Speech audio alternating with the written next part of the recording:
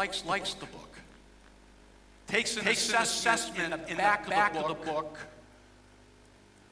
called the MLEI, Leadership Inventory that I've created. He takes the assessment, paper and pencil. This is the world's greatest technologist. Think about this. He pulled out a pencil, goes to the back of the book, and takes the assessment, scores it, because the algorithm was in the back of the book. He didn't like a score. The next thing you know, we have a phone call. And back then we had the answering machines. I didn't have an office at the point. I was in between jobs. I had not made the decision yet to do this work that I'm doing today. It happened after I met Steve Jobs. In fact, he was inspirational to me. Ignited me to do this work. My hope is that together, as great leaders that you are, we can ultimately all come together as we must. We must all come together. Because you all know, better than most, we have no shortage of intellect in this world. Would you agree with that? If we were to measure intellect in this room right now, the IQ would be off the charts. That's exciting. Then why is it that we have a massive leadership gap in the world when we have so much intellect? We have a massive leadership gap in the world. Things are moving so quickly. It's so disruptive. And what I discovered over the last 12 years, and literally it's the core of the work that I do, is that if we amp up our heart, this, right here, and we have courage as leaders in this room, as parents, show of hands, parents in this room, show of hands, grandparents in this room. We got a couple grandparents. I'm a grandparent, seven grandchildren. What a wonderful privilege to be able to have all these grandchildren hopefully touch their hearts and their minds and their souls. I want to challenge all of you as great leaders that you are. Keep the intellect going. Keep the cognitive going. It makes a difference. But I encourage and challenge you to have courage to go deep into your soul. Grab your heart and authentically show it to people. Your family, your loved ones, your employees, your stakeholders. Have the courage to go deep and show care for others, concern, compassion. Hold yourself to a higher standard as a communicator. Hold yourself to a higher standard in terms of collaborative efforts. The ability to build bonds with people. That's what I'm talking about. That's what I'm talking about. So, I go back in the corporate world. At age 40. 15 years. My career goes up the ladder. 54 years old, I become a CEO of a company. I had already met Steve Jobs. I'm running around the lake in Orlando, Florida, which is where my wife and I live. And as I run around the lake, I'm never going to forget what happened. I literally stopped in my tracks. And I heard the following words. John, you must go back and do what you were put on the earth to do. And I immediately felt a pull where I had to relent. And it was very clear to me immediately it was a calling. 1 year after I had met Steve Jobs. No coincidence. None. There's no question. As I look back on my life, it was not luck that enabled our paths cross. Although I will tell you, I struggled for a few years trying to figure out why did this happen to me. But it did happen to me. And now I know in the depths of my soul it happened for a reason.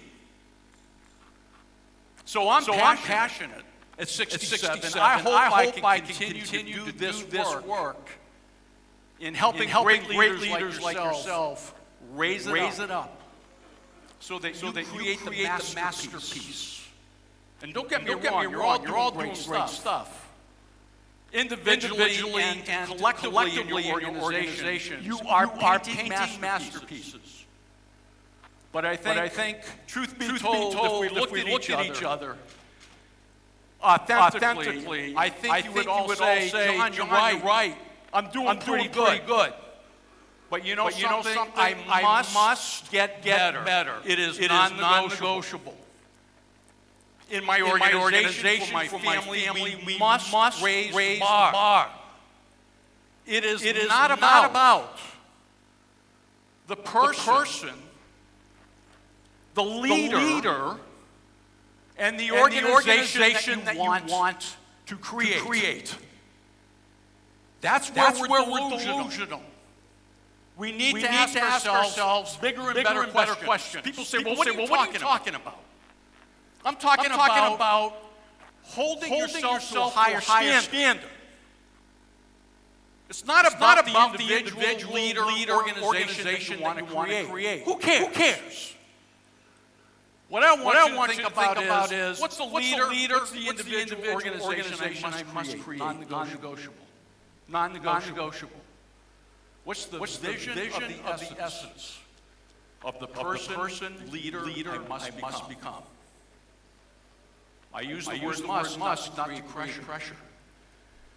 But all of you know as you project in this room, a little bit of attention serves us well.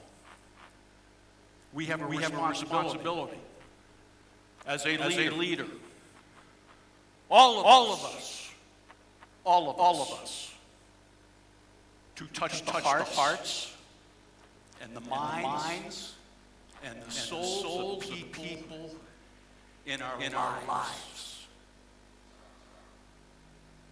And that's what I discovered at 55. It took me 55 years to finally realize why I was put on the earth.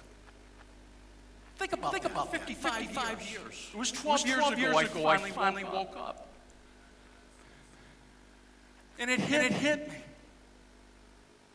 I had deluded myself for years believing, like so many people do in the world, that their lives about them. They were put on the earth for you. No, we weren't. We were not put on the earth for us.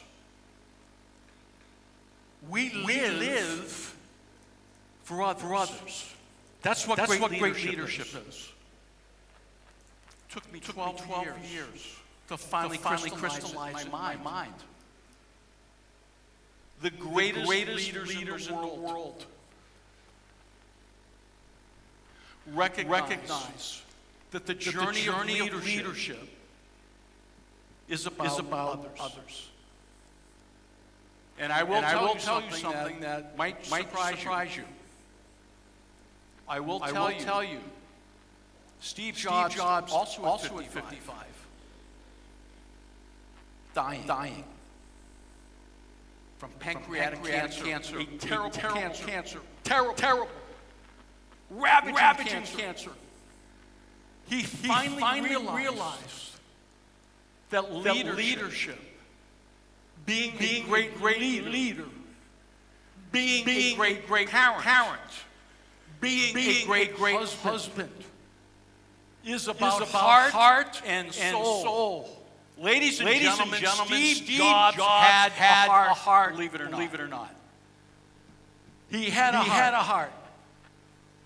You know what his problem was? Just like a lot of people out there, he had no idea how to find it, how to grab it, and how to show it to other human beings. You can drive for results like Steve Jobs did, because he was maniacal. Even at 55, dying. He was maniacal. You can drive. You can drive for results in your life, in your businesses. But you can also do it with vulnerability. With compassion. So that has been my journey. Started writing books. 2011, Trauma Global got started. And I rewrote Success Yourself, the book that sold 5 copies, into a global bestseller, 2013. Wrote a book on culture in 2016. Talent, 2012. 2019, I wrote The Intelligent Leader. Last year, I wrote a book on coaching.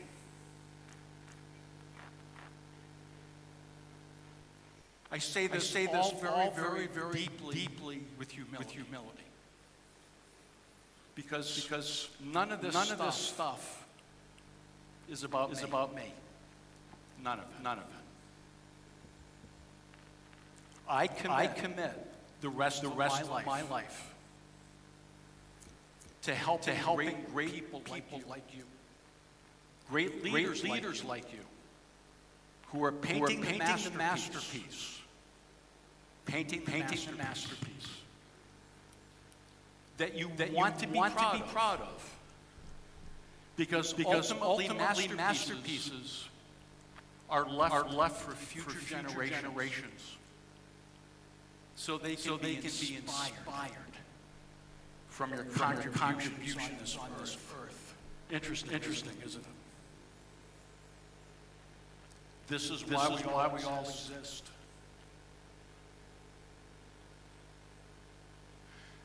There are 13 themes that I believe are very critical for all of you.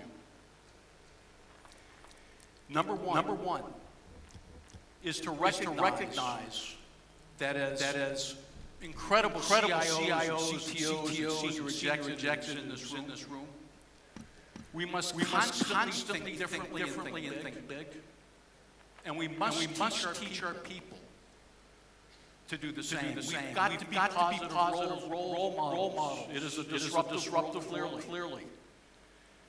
And we must teach and enable our people to ask those big questions. It's not the essence of the person or leader you want to become. It's about what you must become. Number two is this notion of vulnerability.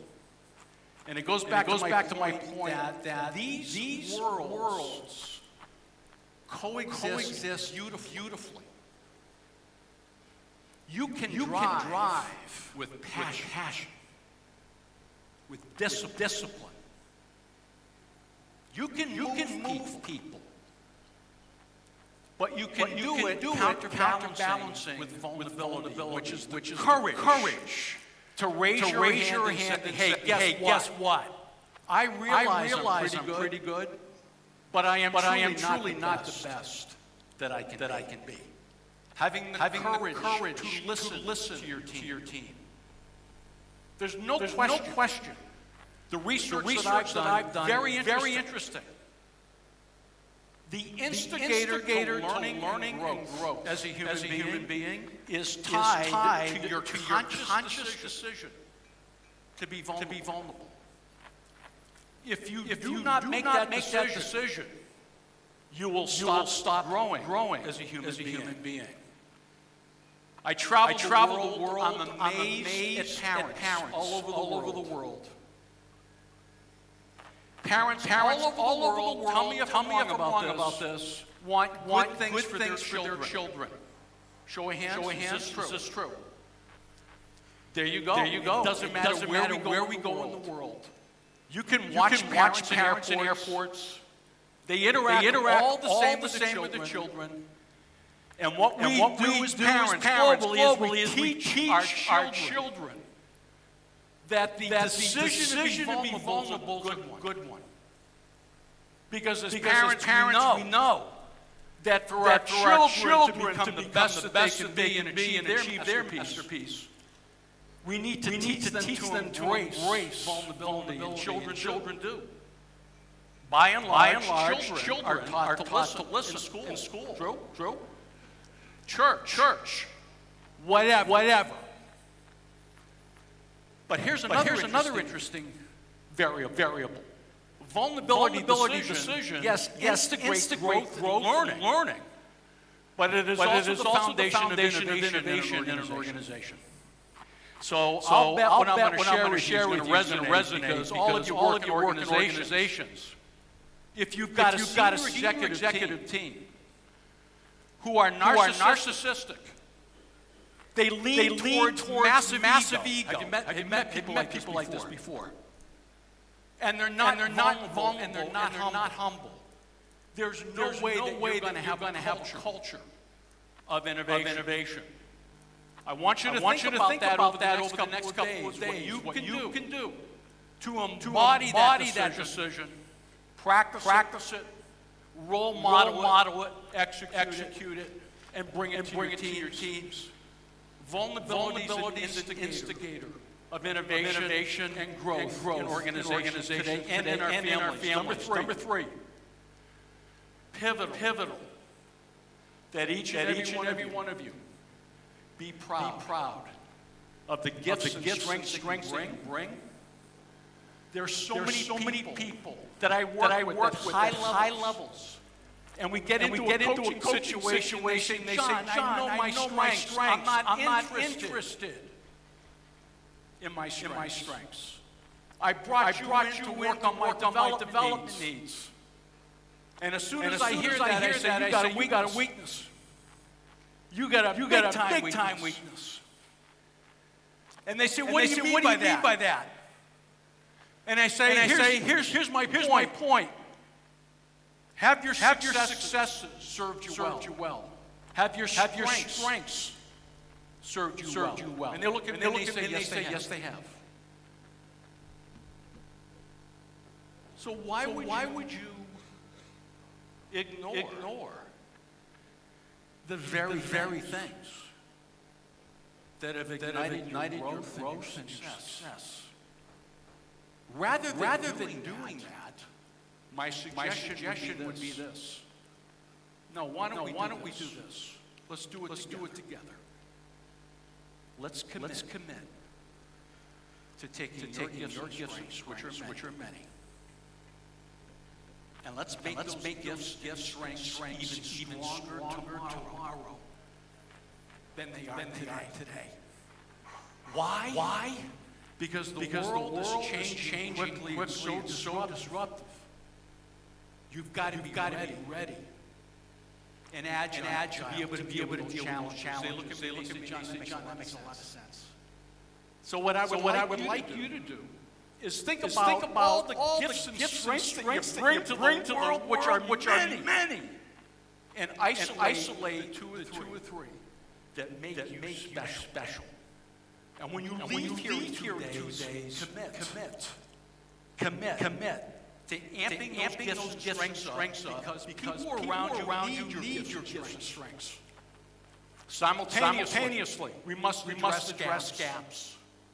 I believe that all of us, just like your organization, must have a strategy around taking your gifts and strengths and making them stronger and addressing your development needs.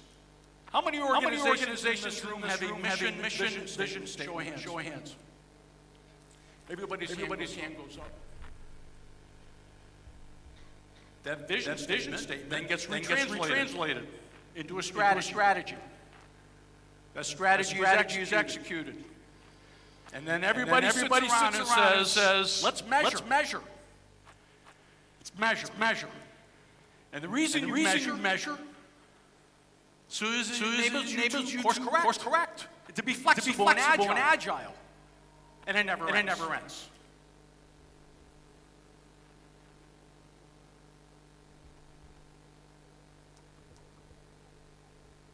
99% of CEOs that I work with in the world, when I ask them, what is your personal mission statement?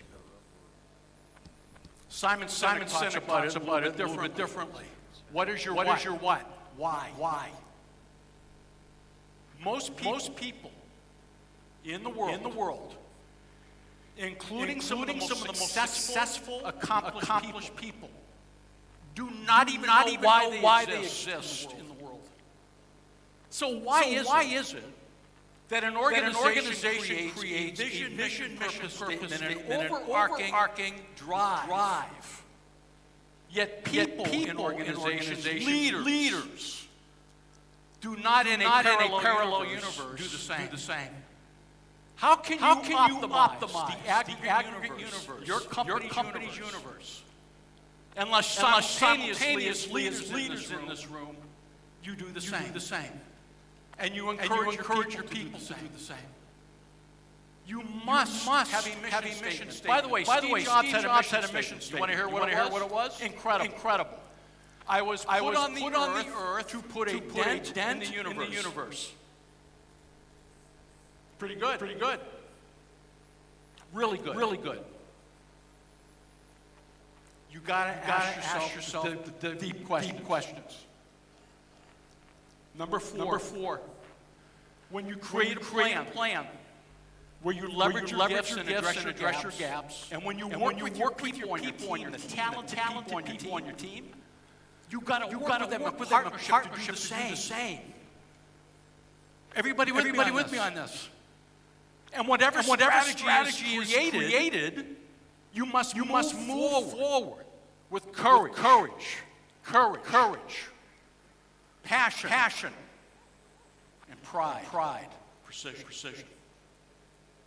You must have the ability to be vigilant, just like an organization. As you execute, you gotta read. You gotta read the impact that you got on people, which enables you then to course correct and be agile. Agility is part of culture. People say, what are you talking about? I'm talking about learning agility. Talking about ability to handle change, and I'm talking about relationships.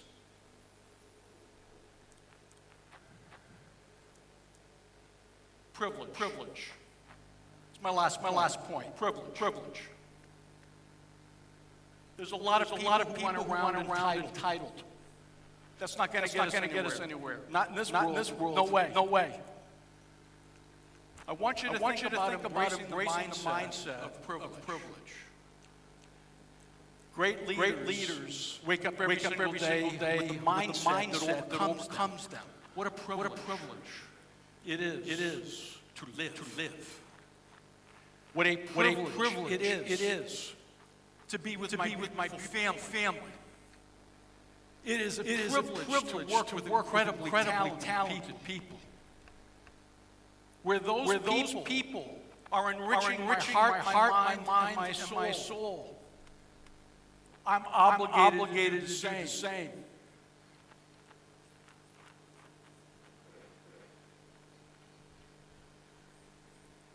Think differently, think big. Number two, the vulnerability decision, conscious decision. Number three, be proud of the gifts that you bring to the world, amp those up.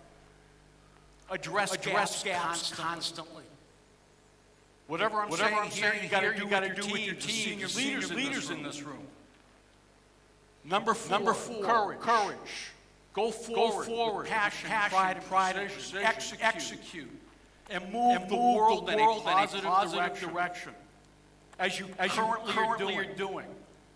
Number five, be vigilant. Much more difficult these days. Because we're so busy and stimuli are hitting us. When you work with people, create a special space where there's nothing going to interfere with that space. Where you're locked in. And not only you're listening, you're absorbing somebody's soul. We got to do this in our families better. We got to be vigilant. We got to raise our standards. Heart and soul. The ability to be agile, correct. And number seven, embrace the mindset of privilege.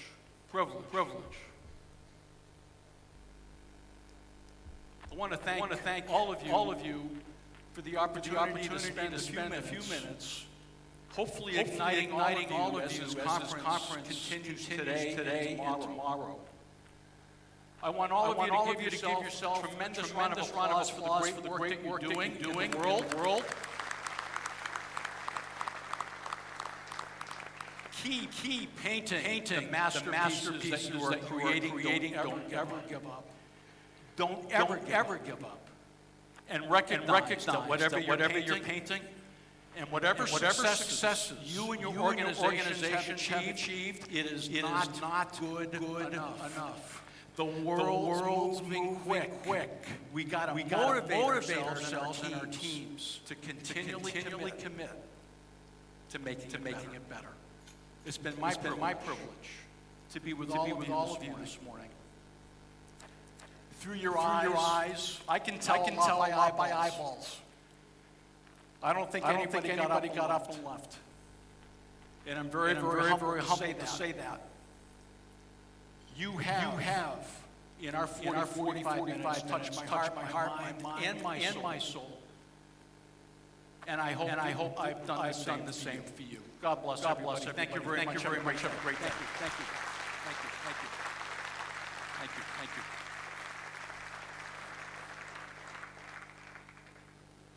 Three letters. Wow. Thank you, John, for that inspirational and powerful speech. I learned a lot. First step. Think different. Think big. Who's thinking different? It was respective when John talked about vulnerability. Vulnerability is a challenge in everybody's career, personal growth. But be proud of your achievements. Yet have the courage to be vigilant. Course correct, and be thankful and understand the privilege that we all have. Next, we have a special speaker to deliver a note on sustainability. The title of this note is Let's Make It to the Fourth Second. Mysterious title. What are we talking about? Here to tell us, Anushree Dixit, Global Head of Strategic Alliances at GC Media Group.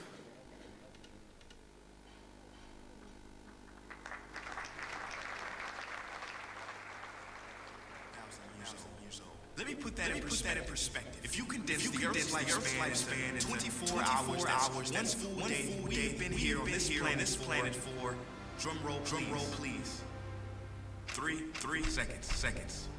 3 seconds. And look what we've done. We have modestly named ourselves Homo sapiens, meaning wise man. But is man really so wise? Smart, yes. Good to be smart, but not too smart for your own good. Yes, we have split the atom. Yes, we build clever machines that navigate the universe in search of homes. But at the same time, those atoms we split created nuclear warfare. In our quest to explore the galaxy, rejects neglects the home that we have here now. So no, that cannot be wisdom.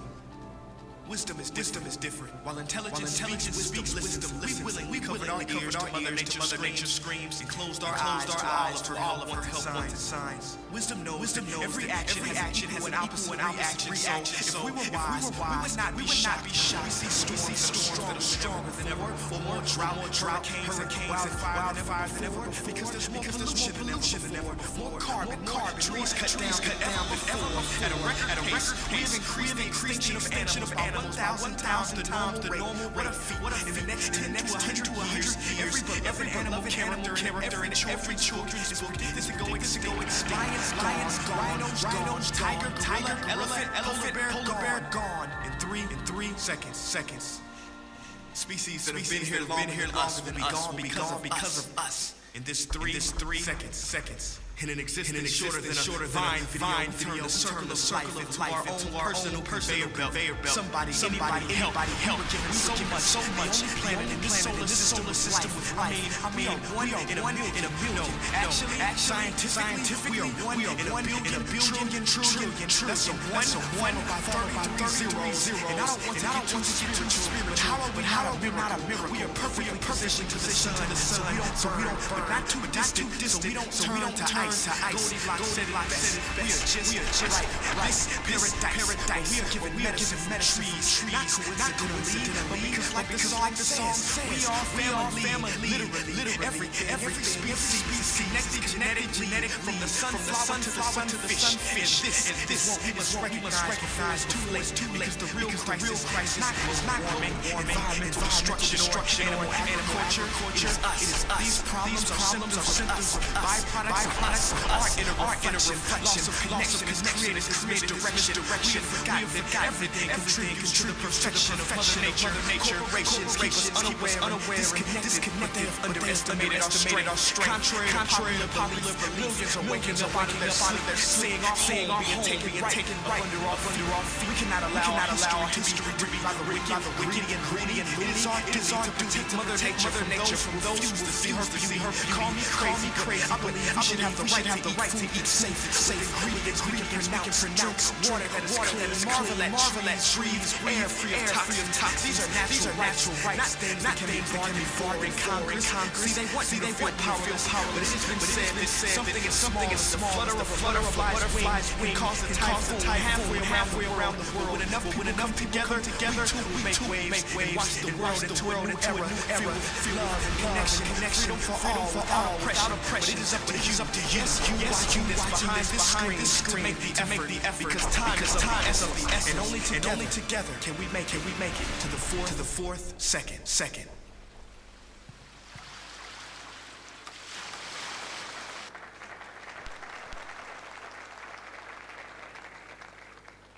Thank you, everybody. I think I won't be able to put the technology so beautifully as the gentleman on the screen did. Okay. But it's something that we really have to think about, right? Normally, and like to be very honest, what happens is that, and it's a personal failure as well. I've seen my son doing it at home. Whenever some videos like this on the screen, okay, like as a advertisement or as a video, what he simply does is skip.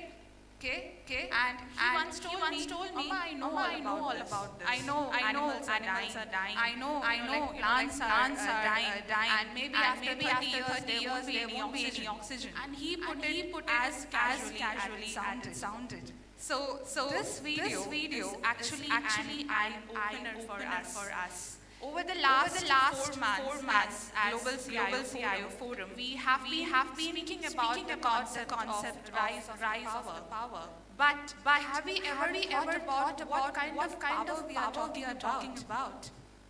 Would like to quote a very punchline from an Indian movie called KGF. I'm not sure how many people have heard about it. There's a dialogue which says that history says that powerful people come from powerful places. But the truth is that powerful people make the places powerful. So the word power is indeed very powerful, right? If put to good use, it can give us great result. But as one famous dialogue goes, absolute power corrupts absolutely. We humans have been exploiting Mother Nature so much that the damage is already done. Now the whole question is, can we make it to the fourth second? As we are talking here, almost like 3 seconds are over, and many species are already wiped out from the face of Earth. But what are we doing? Okay, as Global CIO Forum, we have been talking about many aspects of leadership, like how technology has been advancing, what kind of transformations we have been doing in our company. We have been talking about all of this. But you are the leaders who can change the world in ways more than one. It all starts with you. Somebody at the Moto Challenge asked me, what is the purpose of Global CIO Forum? Bringing all the CIOs together once in a year, going to a fancy place. What is your gain? That's exactly the word which he put across. What is your gain?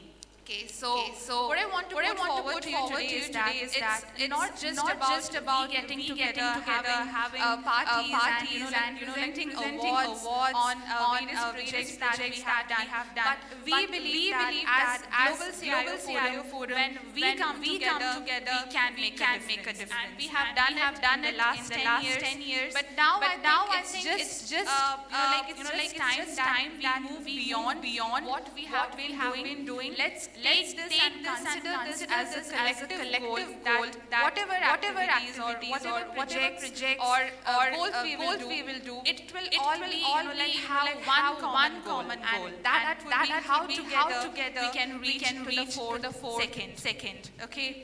So let's make it as a collective goal.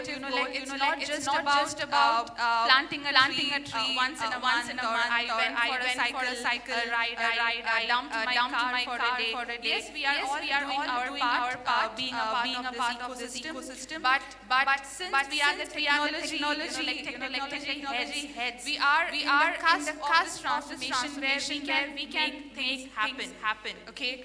So this is a gentle, subtle, very strong call out to all the CIOs, and not just the CIOs, all the people who are present here today. Global CIO Forum this year and for the coming year taking very strong stand, and we are making the statement together we can make it to the fourth second. What we would want from you, like as our humble and long-standing community members, is that please join hands with us. It cannot be like we say alone I can walk, together we can run marathon or maybe more than that. So we would be starting out initiatives as a community. But of course, as we always say, we are vehicle for it. But you are the drivers of it. So over the next 2 days also, we want you to come and talk to us. We are starting a mission here. Collectively, we can do something to make a difference. It can be 1%, it can be 100%. But even that 1% would matter.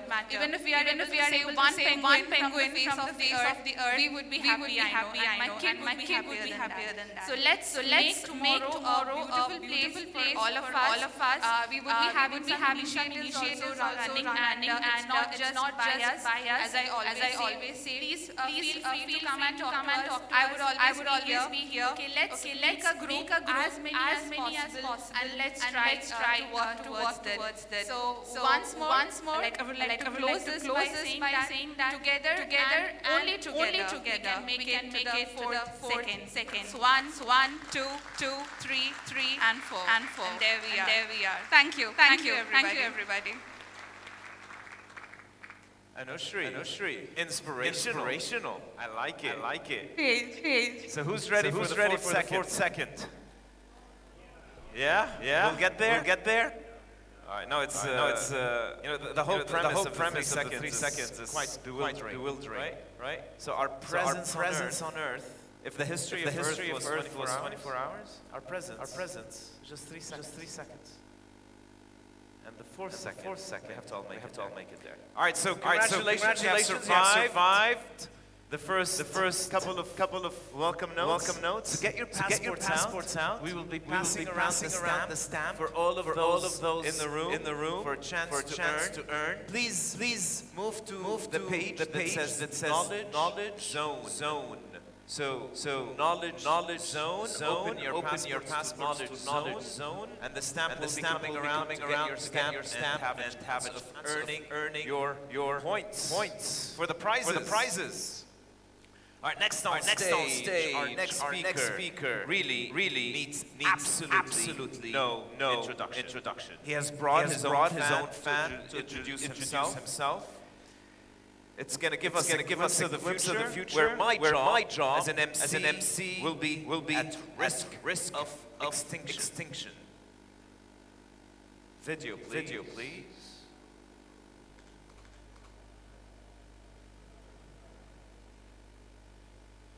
The title of the presentation will be Unlocking Your Status Quo with Generative AI. And we will be rolling the video. Ladies and gentlemen, thank you for joining us at the 2023 Grand Finale of the World CIO 200 Summit here in Baku, brought to you by GEC Media Group.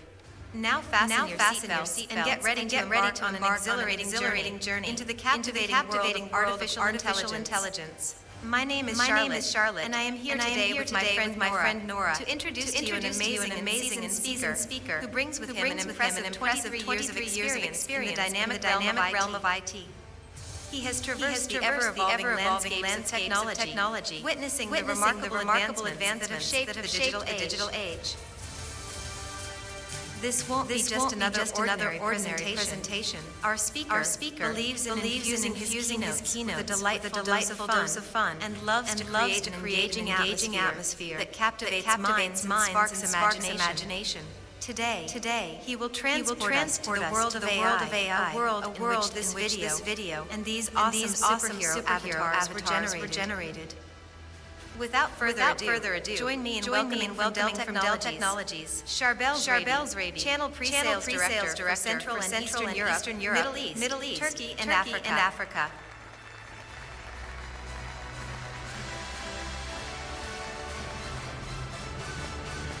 Good morning. It's working. No glitches. Isn't technology great? Today, the technology is advancing so many ways that it's starting to change the way we live, starting to change the way we work. And it's actually reshaping societies. And if we zoom on AI, it's really creating this phenomenon that is extraordinary. We started seeing things that we thought impossible. Things that we saw in movies, but they are starting to become real. And today in my keynote, we're gonna talk about AI and why AI is important in the organization. Before we do that, let me tell you a little bit about Dell Technologies. We've been heavily invested in research and development on what we call the emerging technologies that we believe will be driving the digital future. Things like multi-cloud, edge, 5G. Last year, actually, I was on stage in Thailand talking about the edge, and we just mentioned AI. But today, AI is at the heart of this investment. And why? Because data is growing so fast. Today, the world creates around 35 zettabytes per year. As per IDC, in 2025, 18 months from now, we're gonna create 175 zettabytes of data. Four times more. Imagine that. And that is beyond the scale of the human processing powers. Need AI. Let's simplify AI first. AI has been there since the 1950s. Imagine that. In different shapes and forms. And the definition is a machine mimicking human behavior. Simple, right? And then AI moved into pre-programmed logic. Things that we program the machine to do based on specific instructions if they happened. And today we move.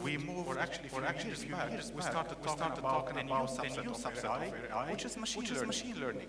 And machine learning is about those algorithms that we create in order for us to create those statistical models based on which we can predict things that's gonna happen based on the data.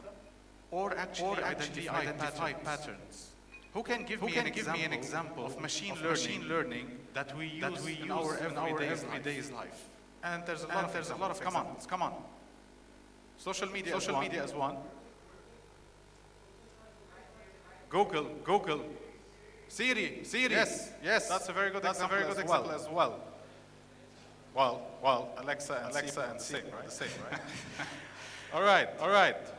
And then came deep learning. And deep learning is also another subset of AI, where we actually layered multiple algorithms and we create something we call the artificial neural network. And the difference is that not only it learns from the data, but it also has the capability to make a decision. Now, an example of that. Anyone wants to share? An example of that is the self-driving car. So imagine a car driving, and then there's an obstacle in front of it. It's not gonna ask some server sitting in some poor cloud somewhere. What shall I do? I see an obstacle. Everything has to be in the car. All that processing power has to be in the car. All that data has to be generated. It has to be ingested. It has to be curated. Everything has to happen there. So the decision can happen in a very small fraction of a second. Because if that object is a pedestrian, that small fraction of a second is the difference between life and death. And that is an example of deep learning. And most recently, we started the hype of generative AI. And generative AI is also another subset of AI. And I believe, although some people are skeptical and they believe AI is a hype, that we're gonna see more new subsets of AI as we advance in technology. So generative AI is simply AI that can help us create things. Text, graphics, videos. And with that, we achieve endless possibilities. So, guys, please. Yeah, thank you. So AI has been there from the 1950s. Why now? What changed? What made it possible? So first it's the data. So now we have more data that we can count on. We're generating those zettabytes of data that we can go out there and analyze and get those insights out of the data. What made that possible? The three C's. One, calculus. Today we can create algorithms that can help us understand and extract more value of the data. A few years back, we could not do it.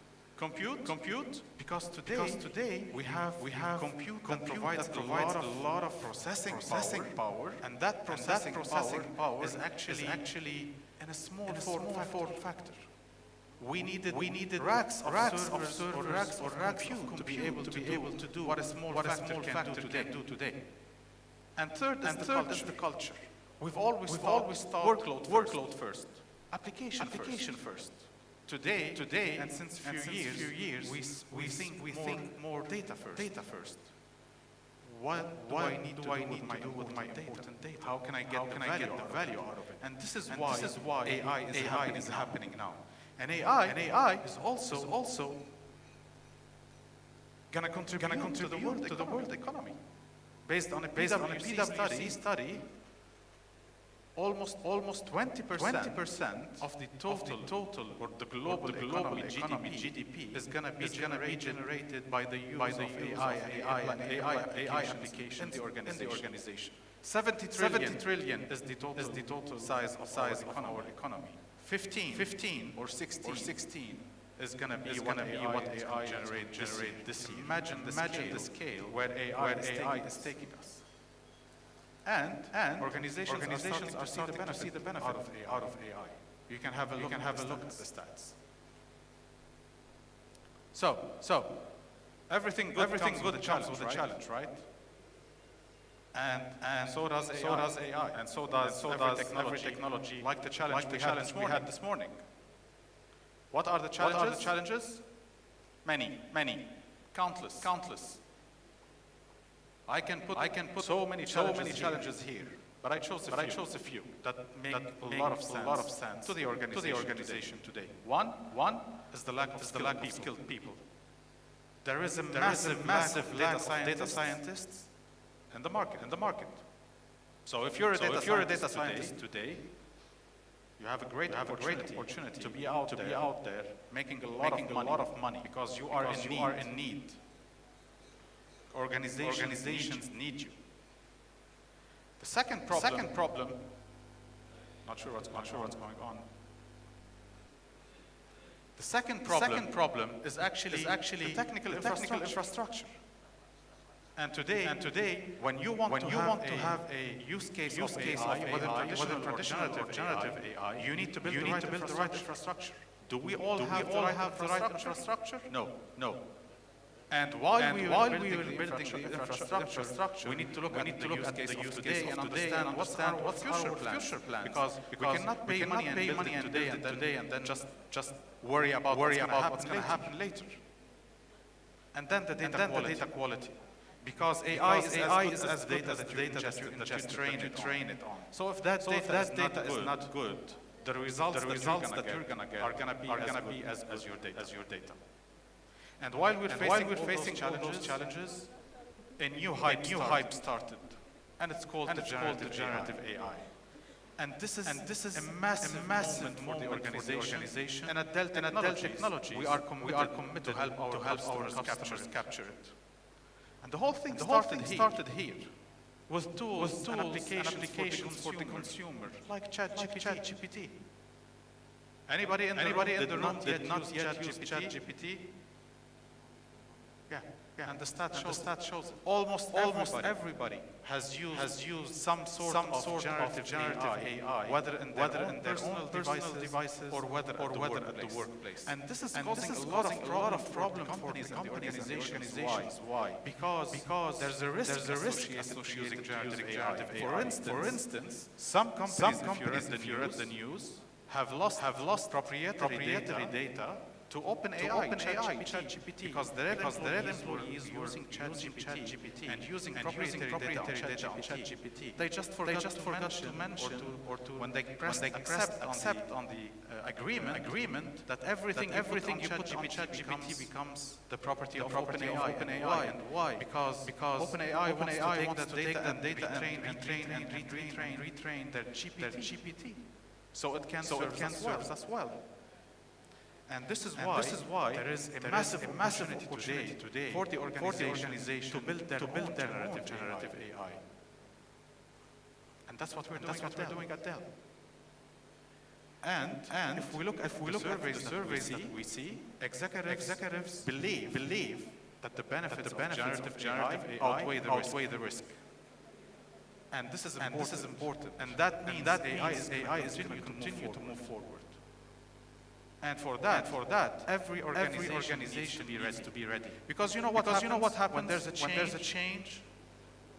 Three things you can do. Whether embrace it, wait for it to happen, and then jump on board, or just simply resist it.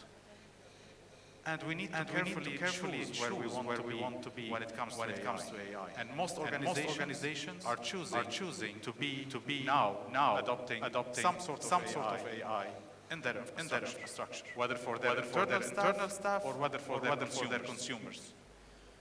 So many use cases. Unlimited possibilities. Whether in private sector, whether in public sector, government, healthcare. For the sake of time, I'm not gonna go into examples, but it's very important to know that every single one of you can build your own use case in your own organization. How do you do that? How do you convince also the business people in your organization? Three things that you need to look at. One, what value does it bring to my business? Right? Every project that you want to start, what value does it bring to the business? AI is no different. More value, actually. Two, the data. Do I have the right data? Is it stored? Protected? Biased, non-biased. Good quality, not good quality. Three. Do I have the right infrastructure? And if you want to look at more details, more questions can be asked. Such as, is it going to improve my customer experience? Is it going to give me a competitive advantage? A lot of questions are required to be answered in order for you to have a successful AI use case implementation.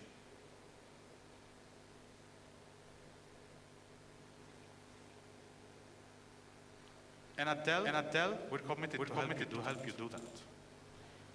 And most recently, we have launched with NVIDIA what we call the Dell Validated Designs for AI.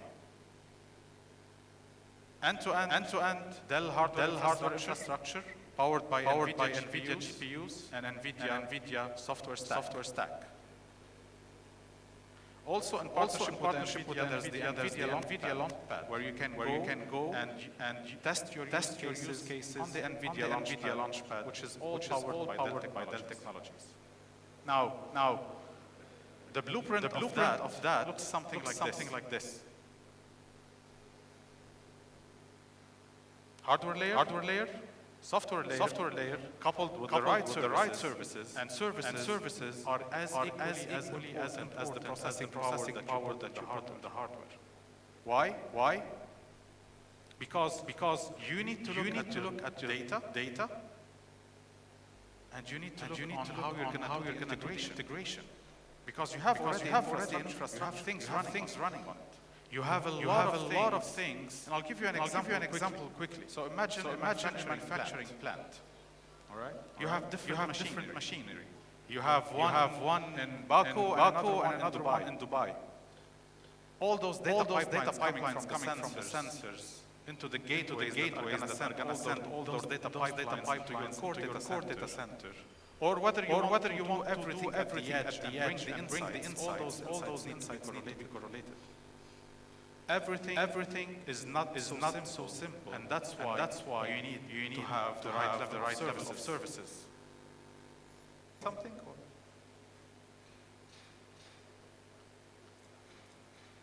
So what we're gonna do from a service perspective. One, we're gonna help you build your AI strategy roadmap. Two. We're gonna make sure through our implementation services to help you implement the right AI infrastructure all the way up to the inference level. Three, we're gonna help you adopt those use cases. Start small and then scale. And this is how you can easily with a peace of mind be able to complete your AI vision and your Gen AI application within your organizations.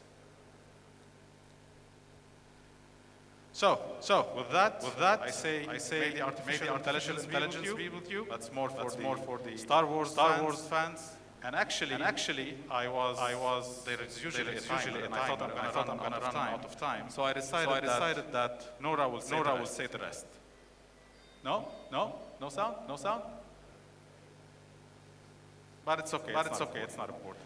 All right. Thank you very much. Appreciate your attendance. Any questions? Please.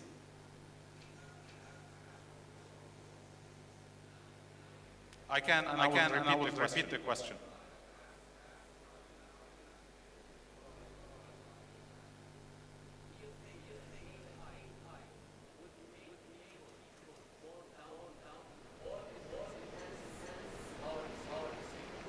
All right.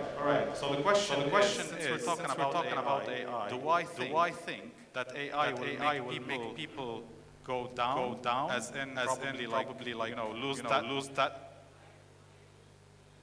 Yeah, lose the knowledge, or it's gonna help go up. So I'll give you my personal opinion on that. All right. And let me tell you two things. One, Many people are coming with this. I don't want to. It's not rumors. This hype that AI is going to take your job away. Okay. I strongly believe that this is not going to happen. And I'll tell you why. I work for Dell Technologies. I'm based in Dubai. Right. My colleagues in the US work for Dell Technologies, and they're based somewhere in the US. You know the difference between why Dubai perform better than the US or the US performs better than Dubai? It's the people, right? Because we all sell the same things. It's the people, it's the talent that we have. So it's very important to know that the talent is not something that we can get rid of. Two, AI until today, and back to what John was talking about, the heart and soul and the emotion. It's not something until today. I don't know what's going to happen. Things are impossible and they don't happen, and they are happening. But until today, you cannot teach AI heart, soul, and emotion. So in my opinion, to answer your question now, it comes back to the individual. And I'll tell you why. Just give me a moment. When I created this video at the start, okay. I was spending my time just for me, not for this event, on a website called futurepedia.io. It gives you every single day what consumer applications are being actually released in the market. All right? And I found this website, and I thought it would be nice to do that. Okay? I'm educating myself about AI. Okay? And I can tell you, in every business, if the doctor does not continue to educate him or herself, if the IT people do not imagine me talking to customers and I don't know what to answer. Not about Dell, about IT in general. And it's the same in every industry. That's my opinion. Yeah. Come again. Autocorrect. Yeah.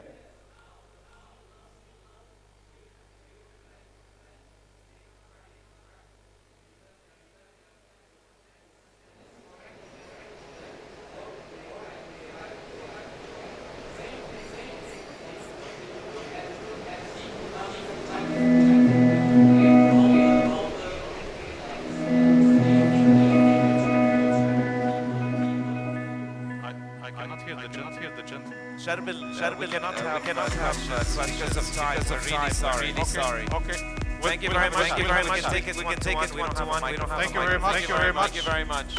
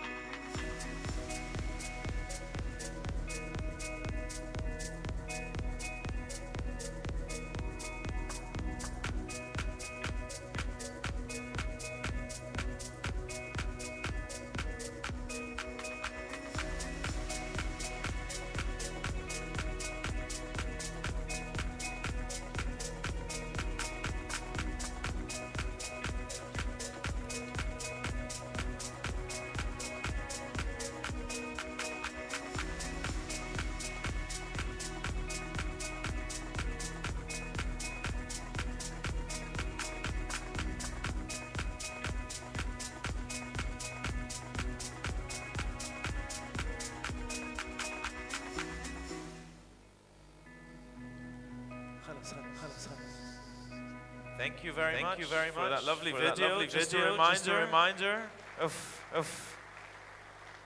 yesterday's activities. Next on stage, you notice the hotel staff are setting up for our fireside chat. Our fireside chat is going to be a global CISO forum fireside chat. And the moderator, if I can have them on the stage. Our moderator is Sayed Qadir. Sayed will be coming up on stage and discussing security matters. We also would love for the audience to be listening carefully because I heard that there are a couple of books that are autographed by the author, Dr. Oskaya. So Dr. Erdal will be giving up the books for two lucky audience member. Is Sayed in the room with us? Or is there a level one alert in his security operating center that he had to attend to? So Dr. Erdal, you can come up on stage and give us an introduction on the global CISO forum until we can find Sayed Abdul Qadir and he can introduce the rest of the panelists. Sayed has arrived. The incident response team is on site. The malware attack has been thwarted. Ransomware has been killed at its source. Thank you very much, Sayed. The stage is yours. You need a microphone. Can we have a handheld? Thank you very much. Yes. Both of you want back. Just one. Thank you. Number 8. It's not turned on. Usually it helps to turn on a microphone before using it. It's yours.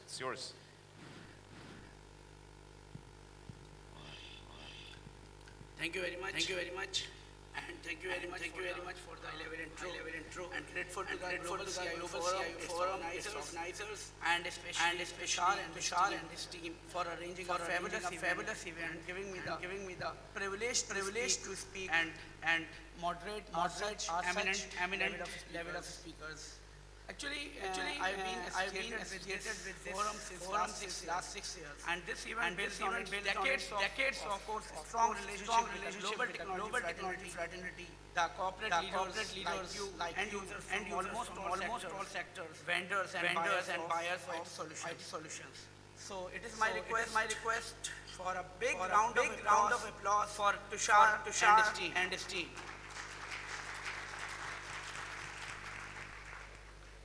So we have just learned from John and then from AI expert regarding the emerging technologies and all. But now on the flip side there is a matter of the other side of the technology which is security because world is now extensively emerging technologies like AI, generative AI, cloud computing, big data and RPA. And the more we are getting digital, the more we are prone to the cyber attacks and threats. As someone has said, it takes 20 years to build a reputation and only one cyber attack to ruin it. So I would now request my special eminent speakers. First, he required no introduction. Dr. Oskaya, Chief Cybersecurity Strategist, CTM. Please.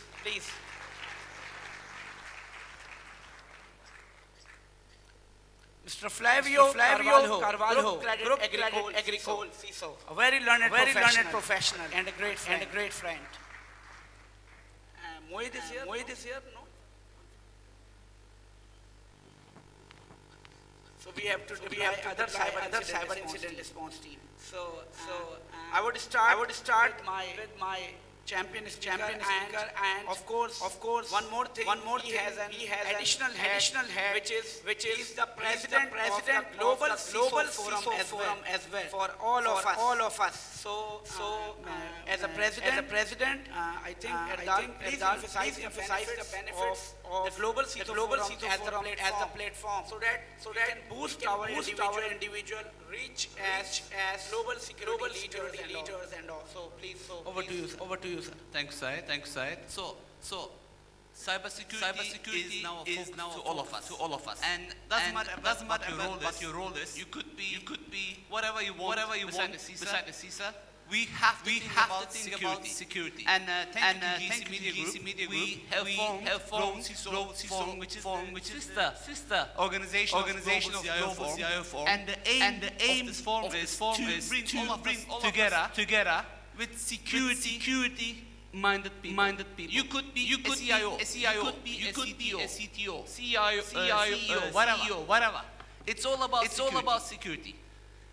I remember when we first started, we started as Snowflake again. With one now more than 5,000 users at LinkedIn, and urge you all to join because we all know when you're in danger, you need people like you. And we all know that hackers they do many persistent stuff get into our organization. Sometimes, as we say, one hand by itself is not good enough. Two hands is better than one hand. And this applies to cybersecurity. So we have to learn from each other, and that Global CISO Forum aims to share not just knowledge, not just books, not just experience, but also the most important thing is learn from each other. Because when we're in danger, we always ask for a friend. Right? When you fall down, you call for help. And hopefully you will not fall down when it comes to cybersecurity. But the lesson is really expensive if you feel that. I used to work for Microsoft Incident Response Team, and I saw huge organizations failing down. And the only way not to fall down is to unite. And Global is aiming that. So please join our LinkedIn. We have an app. Find an app store at Android or Google Store or Apple Store. Please join us and ensure that we unite so we can hopefully defeat the hackers together. Thank you. Excellent point. Fingers crossed. And of course, everyone is to join this forum. So coming to my question regarding we know that cyber is complex, and we have discussed for ever changing. Attacks and incidents are now relentless and cost climbing to the multi-millions of the recent security attacks in the world. Certain risks around data breaches, potential for huge business operation as we know. And CISO cyber teams are rising these challenges. But keeping this view in mind, each of first I would request from of course Flavio and then Northern to spare 3 to 4 minutes regarding regional variation in cyber your area in terms of cybersecurity challenges and values and all. So Flavio, please. Thank you, Syed.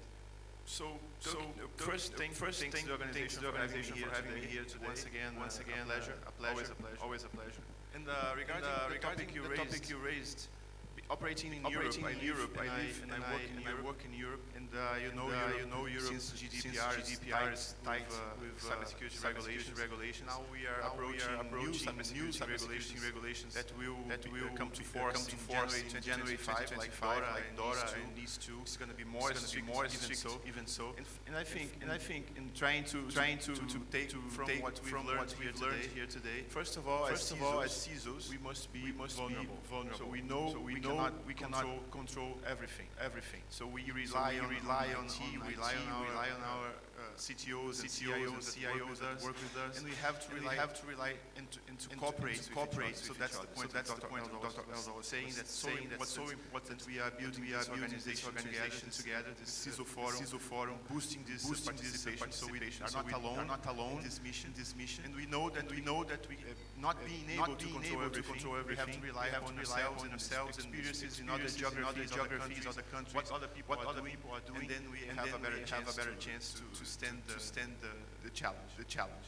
Good point. Mohit, can you add this point? So, adding to that, going back to the GDPR point. So in Saudi Arabia, for example, last month we were forced with the data privacy law in Saudi Arabia to implement data privacy, and also across cloud. This also applies on cloud. So to implement data privacy, this is not an easy task, especially for the region. For the first time, I remember in 2015, GDPR was just implemented in Europe, and that took several years to implement. It's good to have such forums, discuss with people that already face the challenges of implementing data privacy before. So again, to be able to connect with other people from different countries that implemented GDPR. This will help us to gain the knowledge and fast forward the implementation of local regulations. I'm sure that several countries there is several regulations,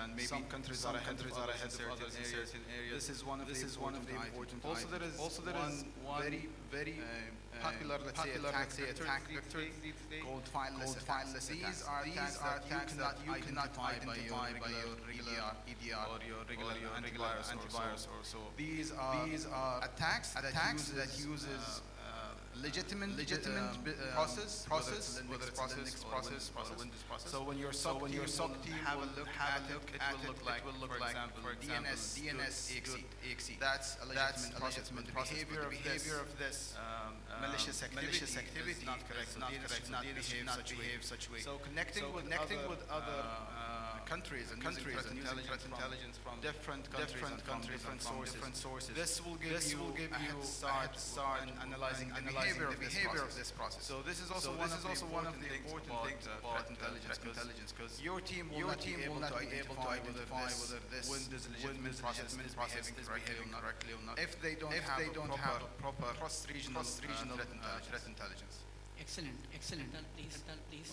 Okay, that's very good. So I would go for question regarding with Ardal, because you know we have recently seen incident of the major type of attack like FireEye, where the hack of a premier cybersecurity demonstrated that companies who are actually hunters are being hunted nowadays. The example is FireEye. So it means anyone can be attacked. So what are overarching cyber trends that organizations worldwide, like ransomware, nation state, and what type of incident response mechanism actually needed in organization so that they can respond quickly and effectively.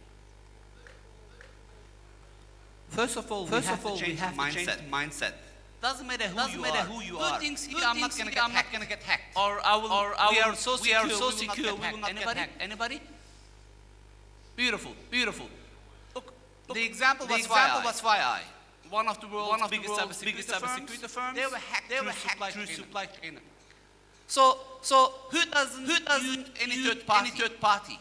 We all do, right? You said Linux. You said Windows. I said Mac. Hey, they're all third party. They are not my organization. So the first thing, as I said, to change your mindset. If you think you are secure, if you think you are unbreakable, or if you trust more than you should, then you're gonna face the slap in your face. Back to examples again. When the Aram attack happened, I was at Microsoft. I was there. When the Ukraine happened, attack happened on Patia, I was there. In the good side, not the hacking side. So the thing is, when I look at the root cause, is always same. I mean, we talked about sophisticated attacks. You name it. Malware, phishing, ransomware. The biggest problem is that we don't learn from each other. And that's why global CISO forum is there. When I say we don't learn from each other, look, It's like I'm an operator and heart doctor, surgeon. Doesn't matter who gets a heart attack. If you're black, if you are brown, if you're blonde, doesn't matter. Your heart is in the same place. I'm gonna do the same operational procedure. Same applies to cybersecurity. We all use similar systems. Even if you are using a customized application, at the end it runs ones and zeros. So how are those attacks happening? Supply chain. Okay. Remove the trust. Not patching. It's still a big issue. Who can say? Again, another question. And don't forget. I brought two of my books. So if you interact, you will get the books. Who says that I'm 100% my patches? Who's patching of? I mean, yeah. Are you? Good. You can raise the hand. When we look at the attack patterns, most of the time is vulnerabilities on the operating system. All right, if it's 0 days, bad luck. But most of the time, like if you remember WannaCry, it was again back then I was at Microsoft. People used to blame me. Hey, you are Microsoft. Your fault. I'm like, yes, I understand. But let's be honest. When did Microsoft release the patch? 2 days ago? 2 weeks ago? 2 months ago? It was 2 months ago before the patch was released, before the first runs of an attack. So what I'm trying to say is everything starts here, in your mindset. If you don't change it, you're gonna face it. Very true. So just adding to that, hackers are always looking for the easiest target. They don't like to show. They will not. For example, if they want to attack the Ministry or the Ministry of Defense, don't think that they will go directly to the Ministry of Defense. So what they will do is they will see who's associated with services with this Ministry or the target. And they will check whether are you patching your system? Do you take a good look at your anomalies in the environment? Do you have a proactive measure? If you does, probably they will leave you and look for a more vulnerable person. Then you will have the time to share it with others. As we said. Then if we did this properly, we could delay the attack, reduce the impact of the attack. As you said before, so it's not a matter of are you not going to be attacked? Are you not going to have an incident? You will. But the key player here is to learn from each other and try to reduce the impact as much as possible. Because everyone here we have vulnerable systems, and some of them cannot patch because of their operations, because of the system, because of the compatibility. And this is. I wouldn't say it's fun, but this exists. But knowing how to protect yourself from certain attacks comes from interacting from learning from the others. As you said, Microsoft happens 2 months ago. So if you already patched your system, or if you already at least put the indicator of compromise to detect any similar anomaly, like companies would reduce the impact big time.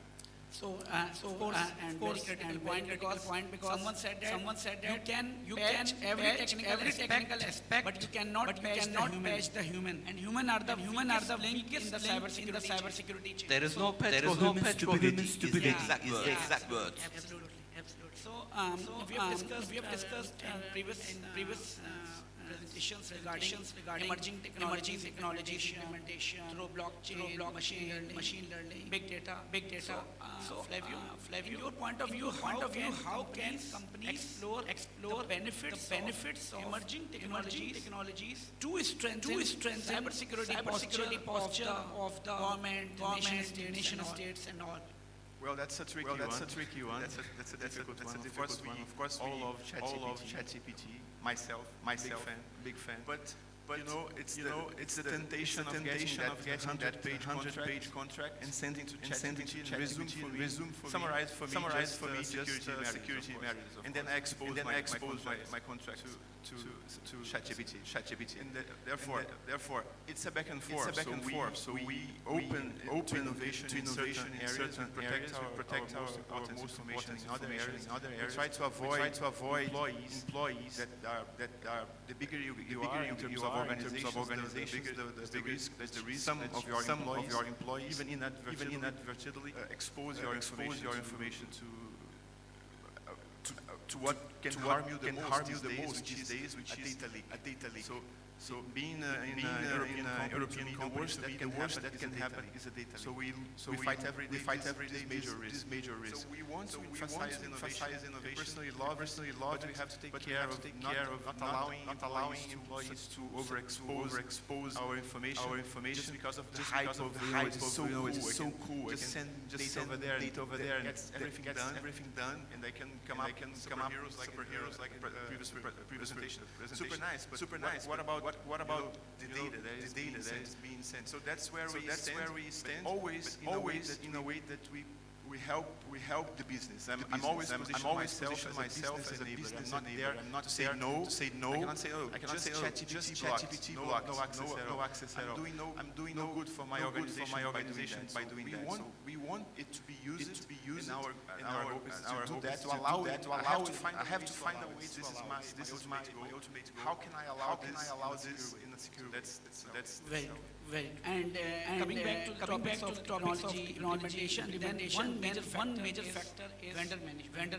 Because 11 to 12 heists in the last year only, which has happened attack not at the organization level, but attack at the level or the vendor level because of the supply chain attack. And we are usually more focused on vendors and the incident regarding the incident of Target, where the hack was done through the insider from I think laptop support provider. So Adel being security advisor organizations, what about data security and privacy of the vendors and third parties, and how can we measure the rigor of security controls of the vendors? We're changing the mindset. Comes back to what I said earlier. And you mentioned GDPR. It changed our mindset because if you don't take it serious, they're going to charge you 4% of your revenue as fine. As you said, if we don't look at the technical details, the hackers are going to bring our market shares down. As you said, if we don't create the response plan, when we fall down, there is nobody going to hold the ambulance. As a result, we might get bigger damage. So what we have to do at this point is we have to look at the vendor management. Perfect. How the vendors work? Like if you're a small business or even if you're a medium-sized enterprise, how much can you negotiate with Google, for example, to change the contract? Not too much, right? Sometimes you have to accept. Sometimes we have to push back. They will say that compliance will take 2 to 3 months for sign off. Exactly. But you have to signing, and it's really important. And it comes back to what I mentioned with global. Sometimes if you don't know what to do, there is a forum ready for you to learn, to share. As you said, ChatGPT, for example. Great. But you all know the incident happened a few months ago. They lost their username was on dark web. So if you keep in mind that everything can be hacked, and you don't share what is secret to you, then you are a step more than normal. Will be my answer. Very true. So I think on the paucity of the time, just last one more minute for concluding remarks and the message to the leaders. So just adding up to this, third parties and vendors are companies similar to they have technologies, and they are vulnerable to cyber. Knowing what are you signing. So for example, if you're going a full cloud migration, and you will say that the third party will take care of. That's not correct. You need to mention this in the contract specifically. I need the file. I need the data classification. You need to make sure that the liability in the especially in cloud. The liability in the contract is very key. So if you don't have mentioned in the contract, you don't have the right to ask for it. So this is very important. Flavio, last I would like to conclude with something for our MC. I think it's a nice takeaway for him. It's just a simple story for you, my friend. I know it's a funny story, but I use it a lot in my career. If you're trying to escape an angry bear, don't try to run more than the bear. You have to run more than someone else, right? Not the bear.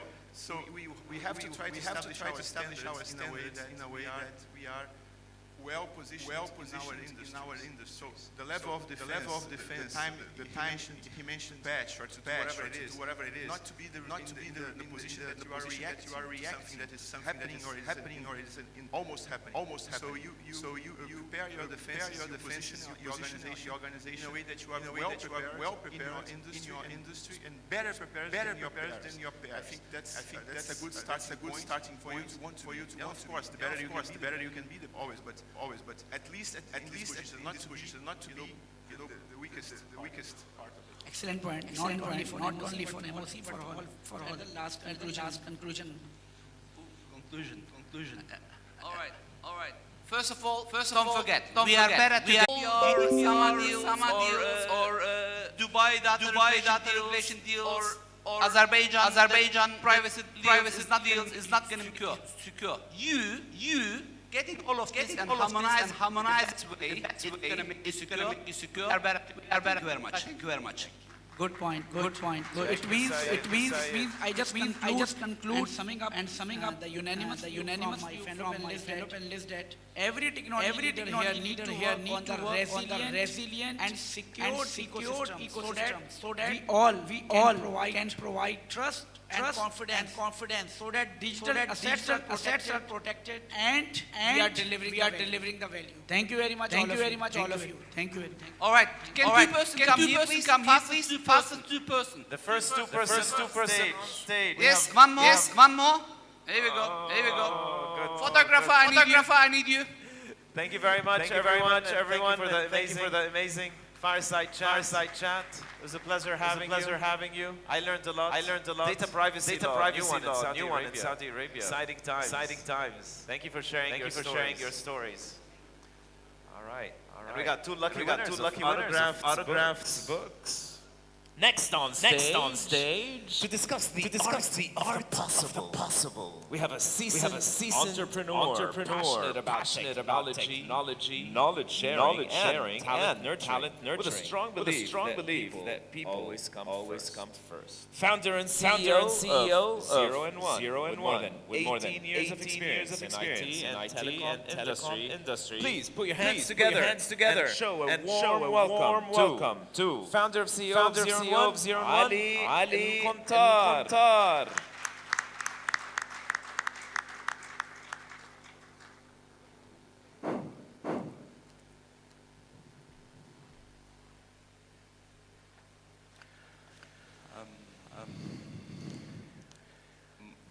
My kids are homeschooled.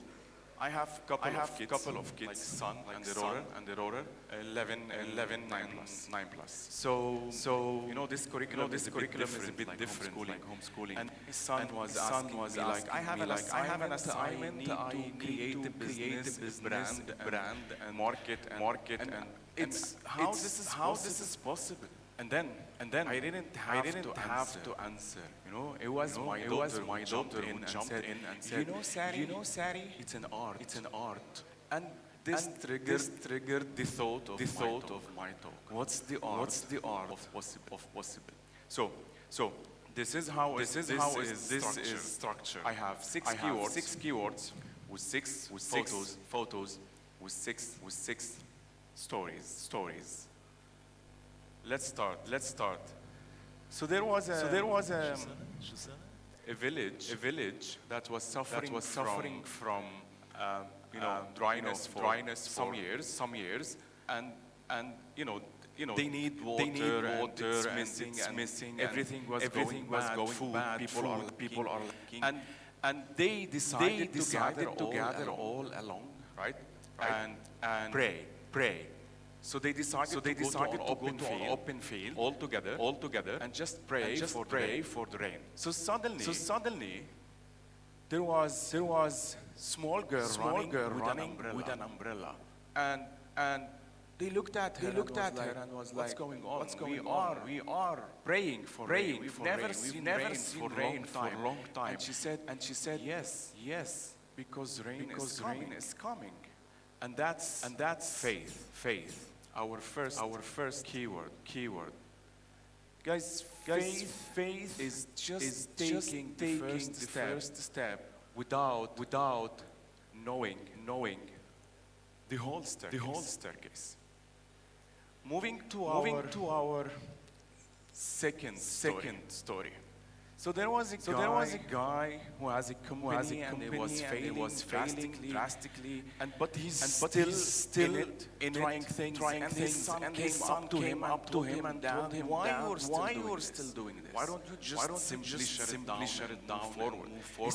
He said, because I have hope. So the son was like, how does hope make your company work? Can you explain to me? So he went out. There was a well in the background. And he's asked his son to jump in. Yeah. He said, I don't know how to swim. He said, just jump in. And he pushed him. So he went into that well, and the dad left him alone, trying to survive for a couple of minutes. And then he jumped and pulled him out. So the next day he did the exact thing and asked to jump in. And he jumped. He left him again. But this time it was like more or less 15 minutes when the dad come back and pull him out. And he asked him why today you were able to survive for longer time.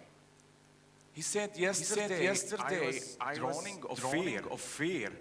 But today I knew you will come and pick me up. And that's hope. So it's really quoted in one of my favorite movies, Shawshank Redemption. Like fear holds you prisoner, and hope sets you free. Our third story. So there was a guy in the early 1900s. Struggling sitting on a public garden and was like, all the worries. And then an old man just popped into him and told him, you're worried. I know I can help you. He said, I'm in debt. I have to pay suppliers. I'm not closing any sales. I don't know. He said, here is a check. This is $100,000. You can give me that check back exactly 1 year later. We will meet on the same bench. So the guy was like, and the man disappeared. He looked at that check. It was signed by Andrew Carnegie. And that guy was one of the richest people at that time. So he went and he said, you know what? I have the check. Let me try things. Let me go back to the market. I will not cash it out. Let me keep it aside. He worked out. He started to close sales, negotiate better deals. And for a full year, he was running, and his business was booming again. He went back exactly after 1 year to that garden, that seed. And he met suddenly that old guy again, Andrew, and excited to give him back the uncashed check and to tell him what he have achieved during that year. But a nurse suddenly showed up and said, finally, I caught you. Sorry, he always leave the rest house and pretend that he's Andrew. The man was in real shock. I've been running all my life with a check that has no value. It wasn't even real. But it uncovered something that wasn't for the money or for the check. It was for the new self-confidence that he gained when we had that check. So the moral, guys, is don't ever let anyone tell you what to do or you cannot do. If you wanna do something, just do it. It's not an IKEA. I know. But This is again a quote from one of my all favorite Pursuit of Happiness, if you ever watched it. And this moves us to our fourth keyword. And this is a personal story. I used to go daily to my previous job before I had my company. It's the same route, same timing. I have to drop kids at school. I need to do the office, gym before. So it's the same exact route. So there is one traffic light where there are beggars around, and I have to pass through this every day, almost at the same time.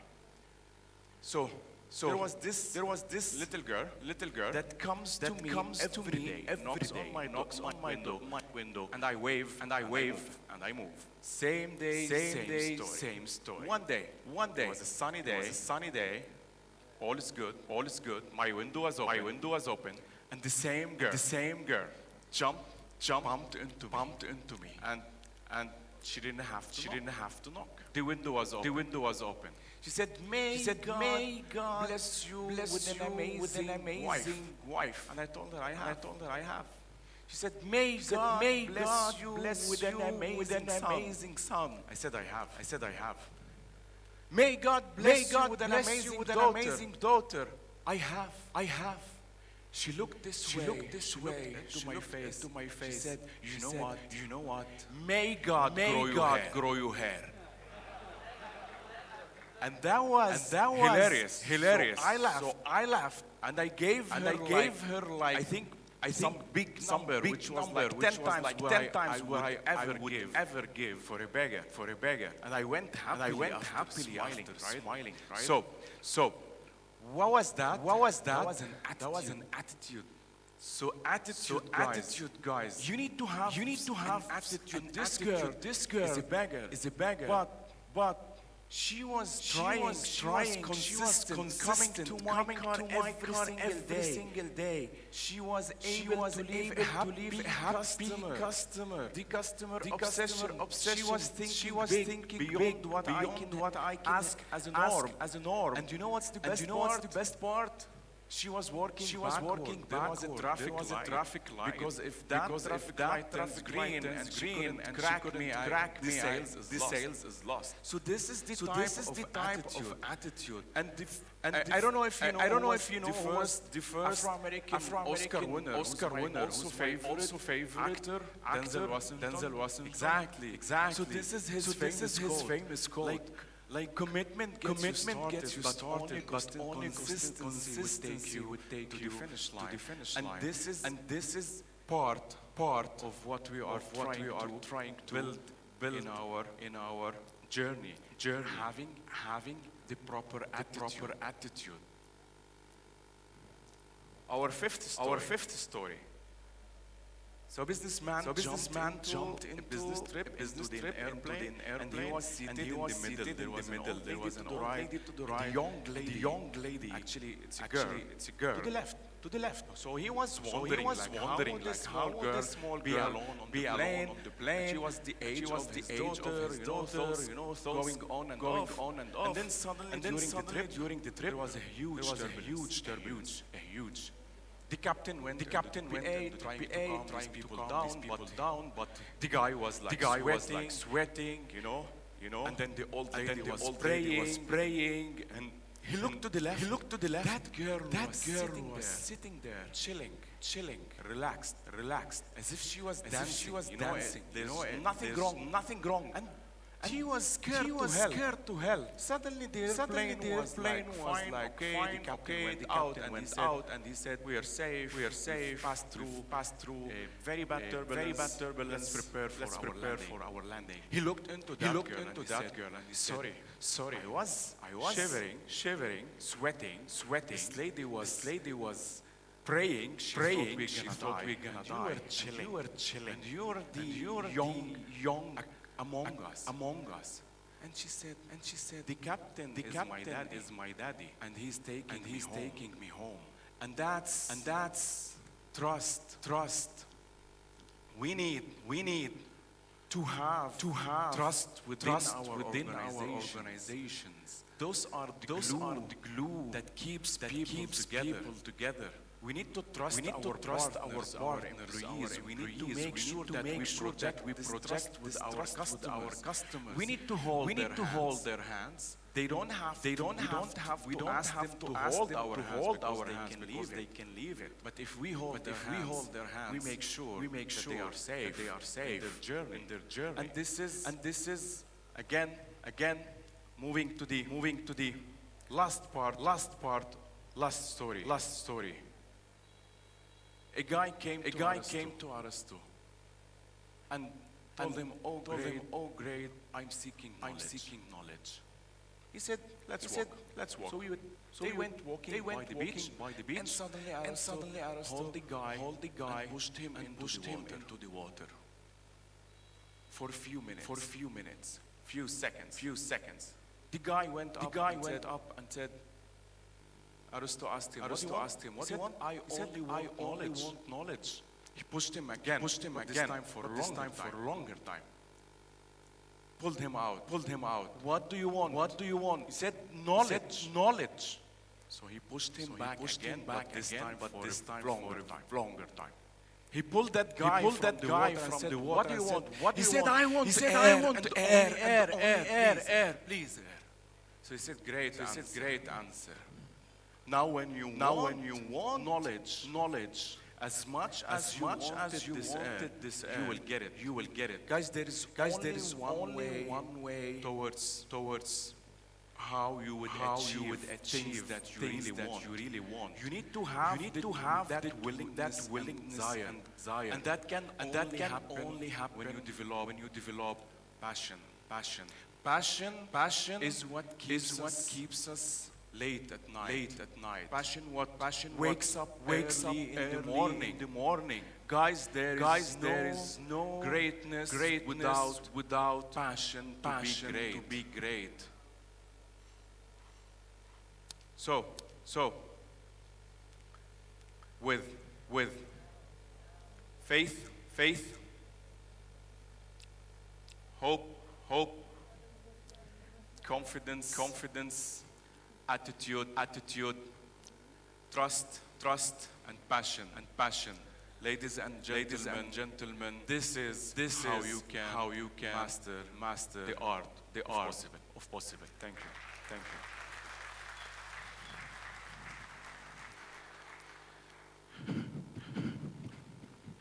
Thank you so much. Ali, that was very inspirational. I loved it. You know, it's an example of how you can capture the audience attention using narrative and story. And we didn't hear about technology. We didn't hear about what you were expecting Ali to speak about zero and one and their solutions. But we all learned a few stories, and I'm sure some nice ideas that we can to our family and friends implement the art of the possible. Thank you very much. We have hotels setting up for our next session. Can you guess what it is? Looks very intriguing. There's two chairs perpendicular to each other. So next we have a singer and composer on stage. Mahesh is the illustrious son of the Gautam legend Padma Bhushan T.H. Vinayakram. Is the Indian male singer to be cast in the theater Cirque du Soleil. He is a UNESCO Millennium Award winner. He started his career as a vocalist at the age of 12.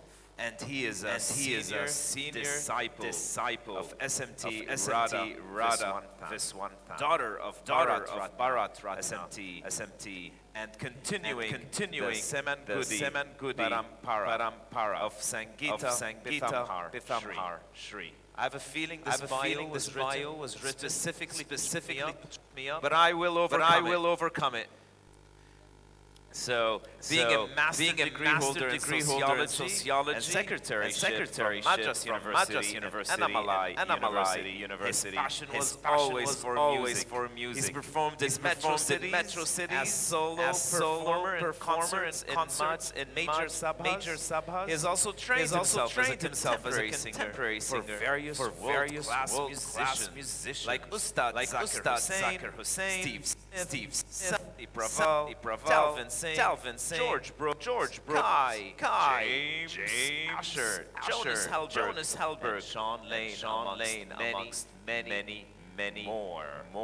He's also been involved in world-class productions like Saptak Shara, a family band by his father, having all his siblings on stage together. And as they are setting up the audio, you can guess what instruments Mahesh will be playing. Anybody can guess the name? What was that? Guitar? No. Sitar. One letter difference. Big difference in instrumentation. Right. So, audio, are we set up? Yes, we're ready to go. I don't see any wires. It's wireless. We're using technology. Yes. Mahesh Vinyakaram on stage.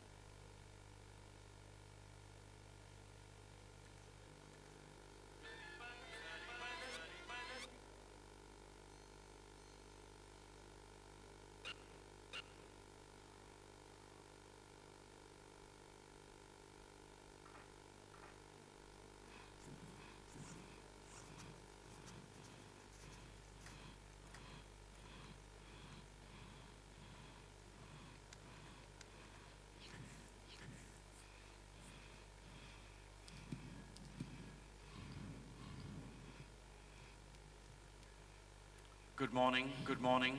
It's almost good afternoon. Namaste. So happy to be here. And in the midst of the giants of the mind. Today will be not only the speaker, but also be a little bit of music, and to be also an interactive session that I would just want it to be. To share with you all, and salutations to the gurus of the Shri Guru Bhyo Namaha, where I would like to start with a presentation. I'd like to share with you one of the video, and then later we begin with a little bit of mind and the music. Can we have the slides, please?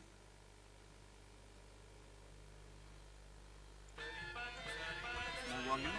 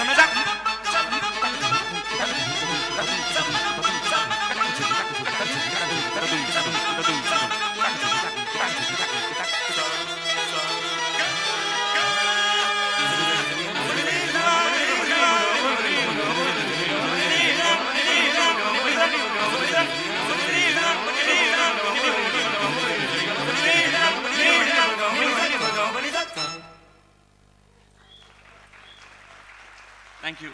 Thank you. So here I am saying namaste to you all. Yeah, thank you. Namaste to you all. Namaste to you all. The identification and saying namaste is just that the left being superminds where you are all for the mathematics, science, logic. Right is where instincts, and then sudden devotion, artistic perspective happens. So here I am about the artistic perspective of lifestyle, which could really enhance the lifestyle. So that's the idea that I have to share with you all. So if you're ready, I could just give you tips that you always. You have been so much practices, but maybe quite a small tips that just get into the music. Let it be any art form. So shall we do a little music with you all? Okay, that's good. Make some noise on the floor. That's good. Let's do something.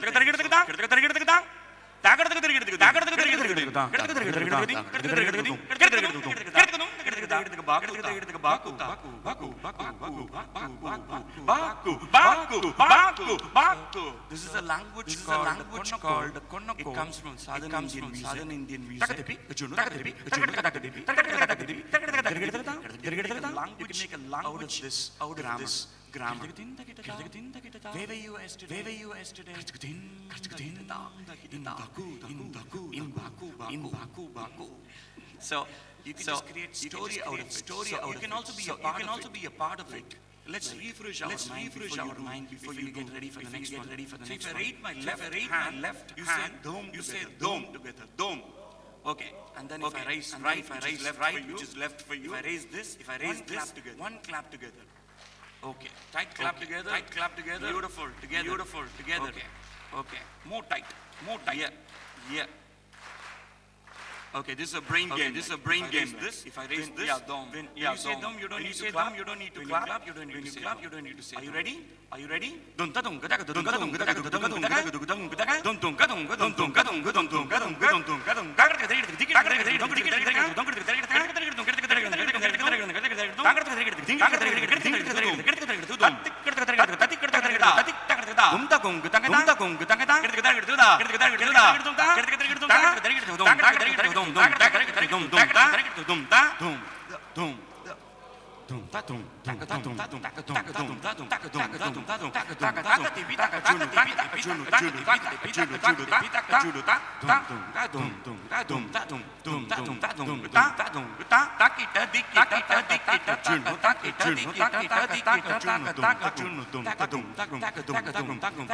All together. Let's do together. Yeah. Thank you. I appreciate it.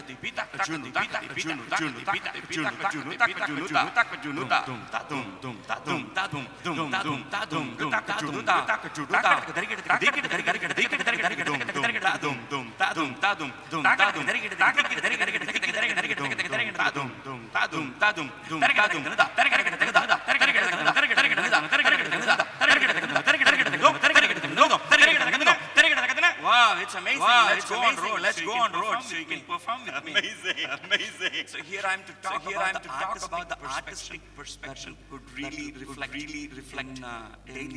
daily life. So I would like to share one of the real, like I have been so inspired so many talks going on. I saw the hashtag gratitude and appreciation. Also the fellow people speaking about so much. So now today I would like to share one story that happened to me during this pandemic. When we talk about the main game, third session they were just talking about change. Change happens only when your mindset alters, mood alters. So what I could do on 18 years of session work, I could do on 18 months during the pandemic. So what I was just doing a session work on 18 months. It's because of the digital migration I accepted gracefully. So my contents are available on Spotify, iTunes. By sitting in Chennai, I could just distribute music across the globe. So that could happen only when you are open to the change, then things always happen. So that's what I wanted to share. And also one more instrument that I was keeping traveling with. So I call this instrument. It is called Morse from Southern India. Very tiny instrument. And I'm going to do a concept called Shruti Laya Vanyasam. Shruti is melody. Rhythm is the percussive one. Shruti Laya Vinyasam. And that's the melodic expression.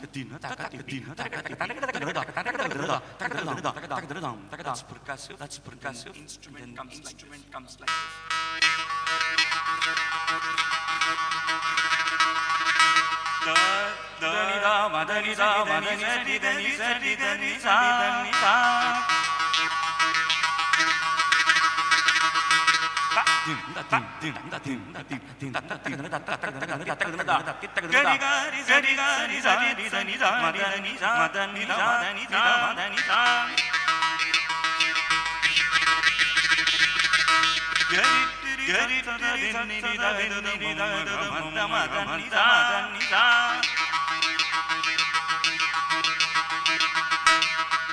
this instrument is called morsing. It comes from Southern India. We call morsing, and it is also called Mor Chang in Rajasthan. We use all the vowels, and then the mouth, the sound which goes up and down, the syllables along gives you the sound. For example, if I have your name, what is your name, sir? Your name. Okay. So I can say Ayub, and then let's see how is it sounding. Quickly, maybe yourself, sir. Wani. Yes, sir. Okay.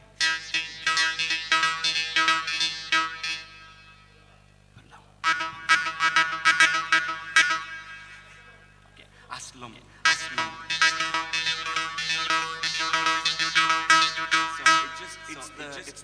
It's the bhava, how we create. You can just get it. Let's hear the sounds of the Morse.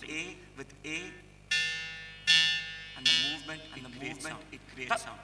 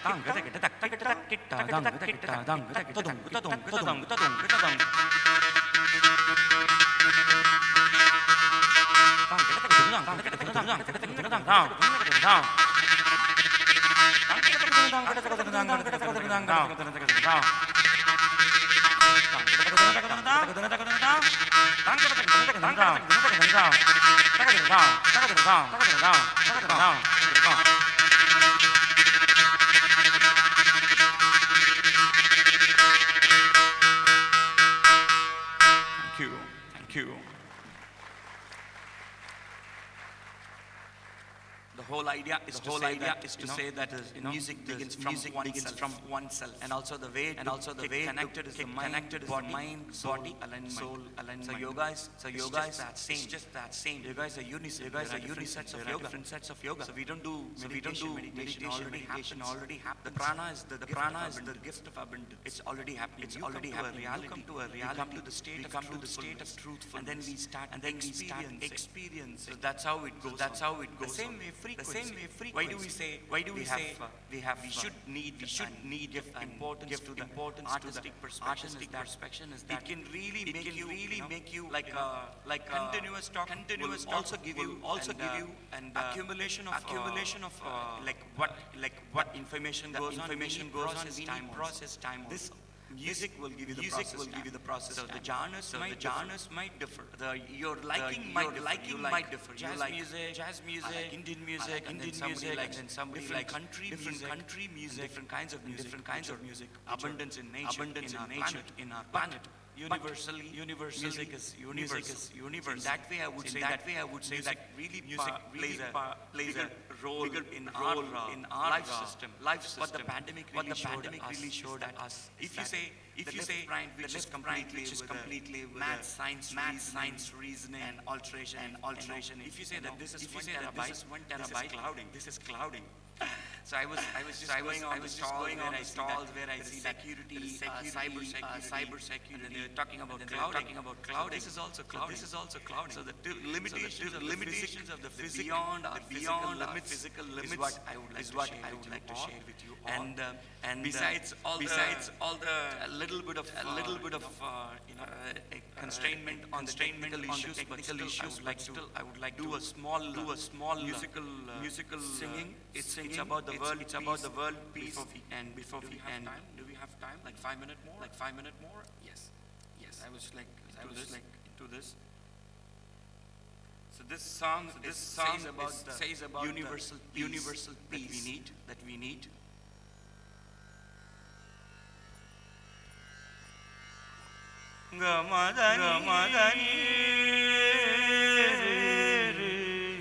Shreyo yan sakala jananan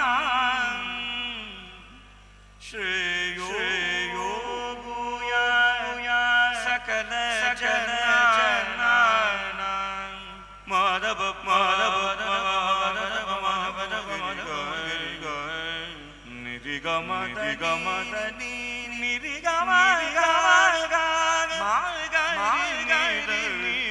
Madani manida mari nirigama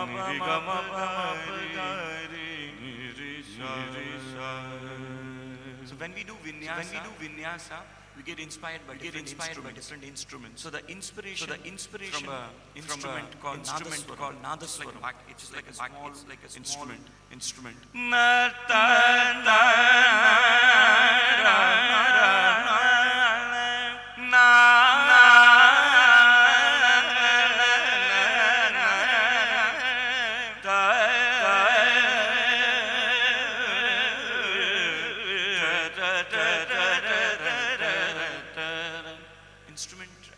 Inspiration from the violin, fiddle.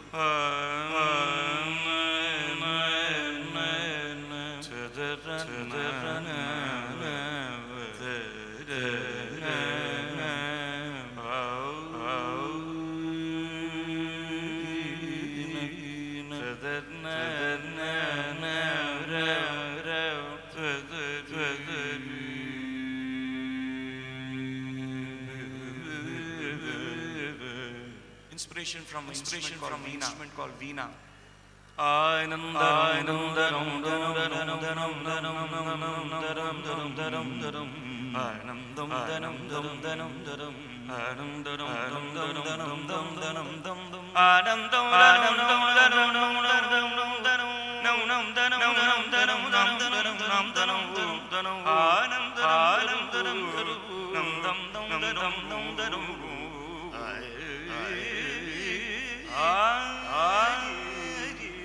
Then the three sounds which come from the physical body. Akara, ukara, makara. Then comes words, grammars, and diction, and then language. Maitri,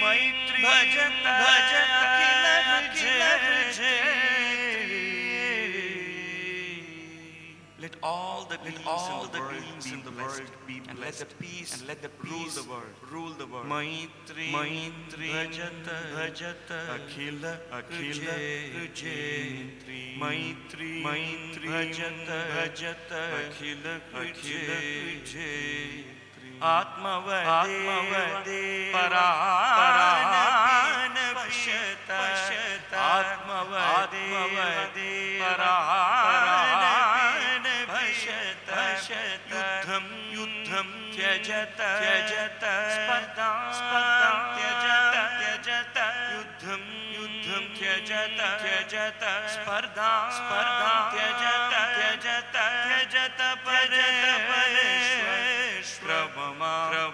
Kramamanam tyajata Kramamanam Maitri Ajata Akhila Jetri Janani Prithvi Kamadugaste Janani Prithvi Kamadugaste Janako Devaha Sakala Dayalu Dhamyata Dayan Janata Shreyo Sakala Janana Shreyo Sakala Janana Maitri Bhajata Akhila Jetri Shreyo Sakala Janana Shreyo Sakala Janana. Thank you for the opportunity. Thank you, Dushaji, for this beautiful opportunity. I thank whole of the team of World CAO Summit. Thank you.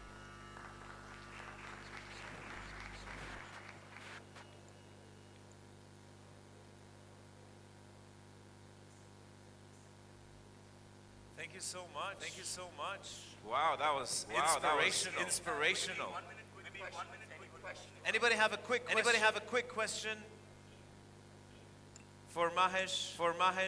There is sitting in Almahesh. At your multi-talents with instruments and vocals. As a Westerner, I've never heard before. That is very interesting. I love the language. I love the language aspect of it. Oh my God. I feel that I can speak this language. Takadimi, takajono, takadimi, takajono,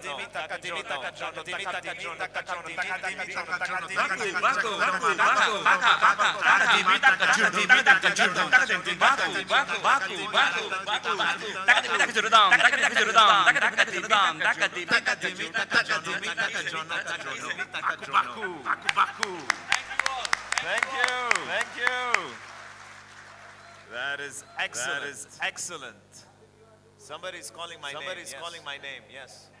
Arabic. Yes. Maybe tomorrow, Rawad. Maybe tomorrow. All right. I see many of you are in the room, and we have the stamps still going around. So thank you for not joining the others that have left the room and missed out on an opportunity to collect more points. Next on stage, a presentation on data protection, more specifically, and how we can redefine data protection. Our speaker is Amr Kessi, regional channel manager for Middle East at Convolt. Amr has been in the IT industry for the past 15 years.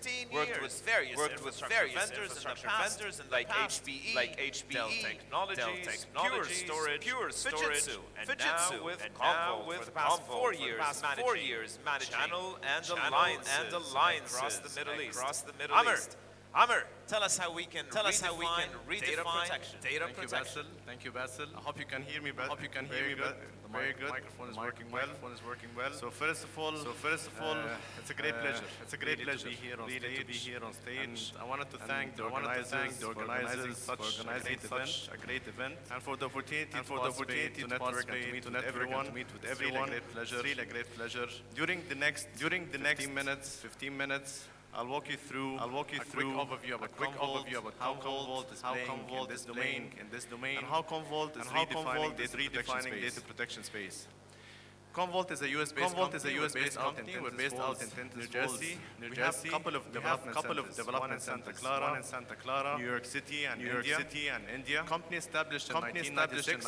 We have 27 years of inherited experience. This always give us an edge to all different type of workloads, being at legacy application infrastructure, as well as Convolt allocate more than 1,000 patents, which was the R&D spending. Convolt does to keep ourselves very modern, to cope with the new trends, customer challenges, which I will take you through in a moment. We have more than 100,000 customers across the globe, supporting more than 3.8 exabyte of data. This just to show how big is Convolt, maturity level we have in this domain. Moving forward, when it comes to industry analysts. Okay, so this slide will showcase how Convolt is being perceived in this domain. What's our ranking against other data management vendors? So this is the latest report released by Gartner, Magic Quadrant, Data Center Backup and Recovery Solution. You will see Convolt top right corner in the leader quadrant. It's not only this year. Actually, for the past 12 years, we have always maintained our leadership position. It's not only Magic Quadrant. Gartner release other reports. We call it critical capability. So here they showcase each vendor ranking based on technical capability for major use cases. Data center, public cloud, all hyperscalers, and edge. We're very proud to show Convolt leadership position. Ranked number one across three use cases. And again, this is a proof that Convolt really provide the right platform to support all different type of workloads from edge to cloud.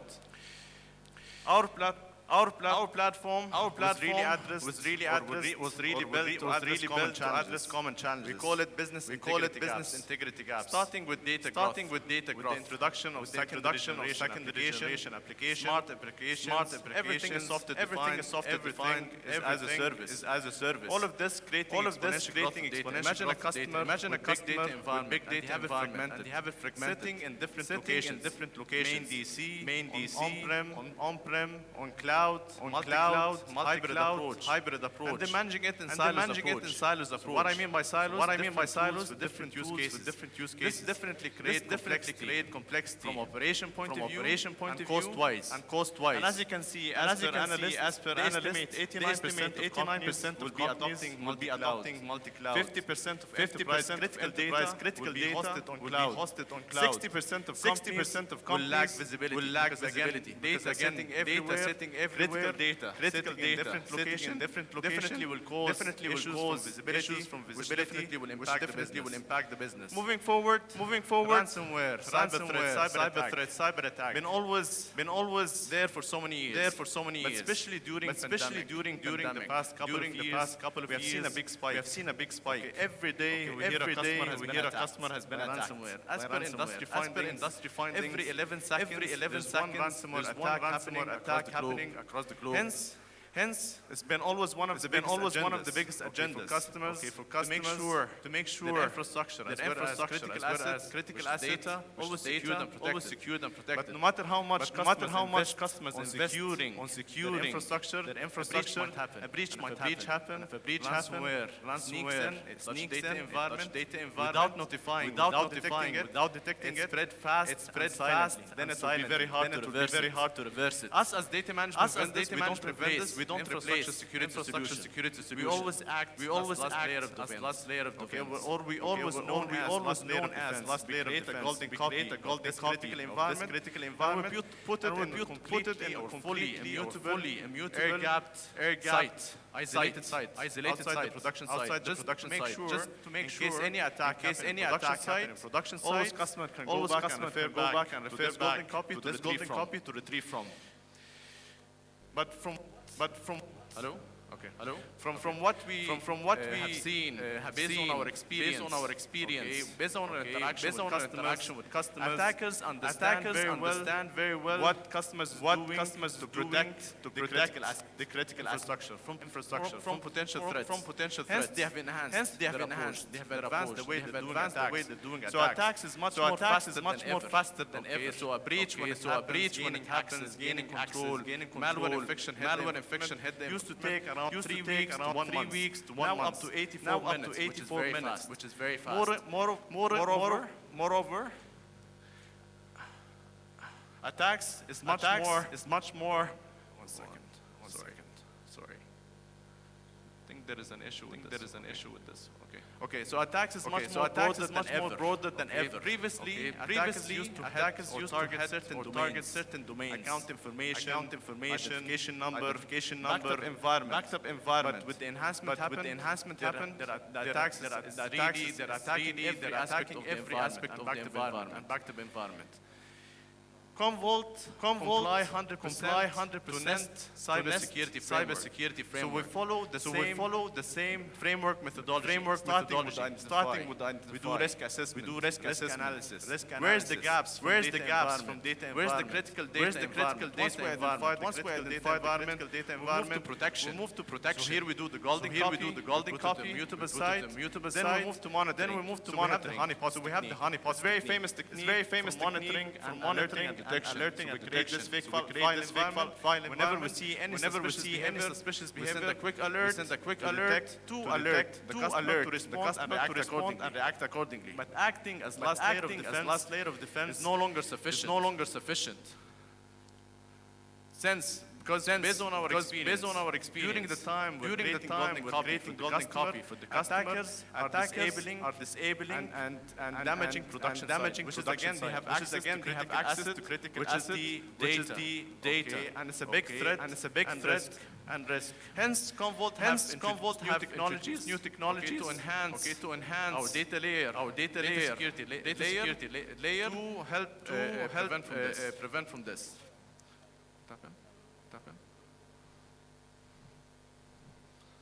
Sorry again, technical issue it looks like.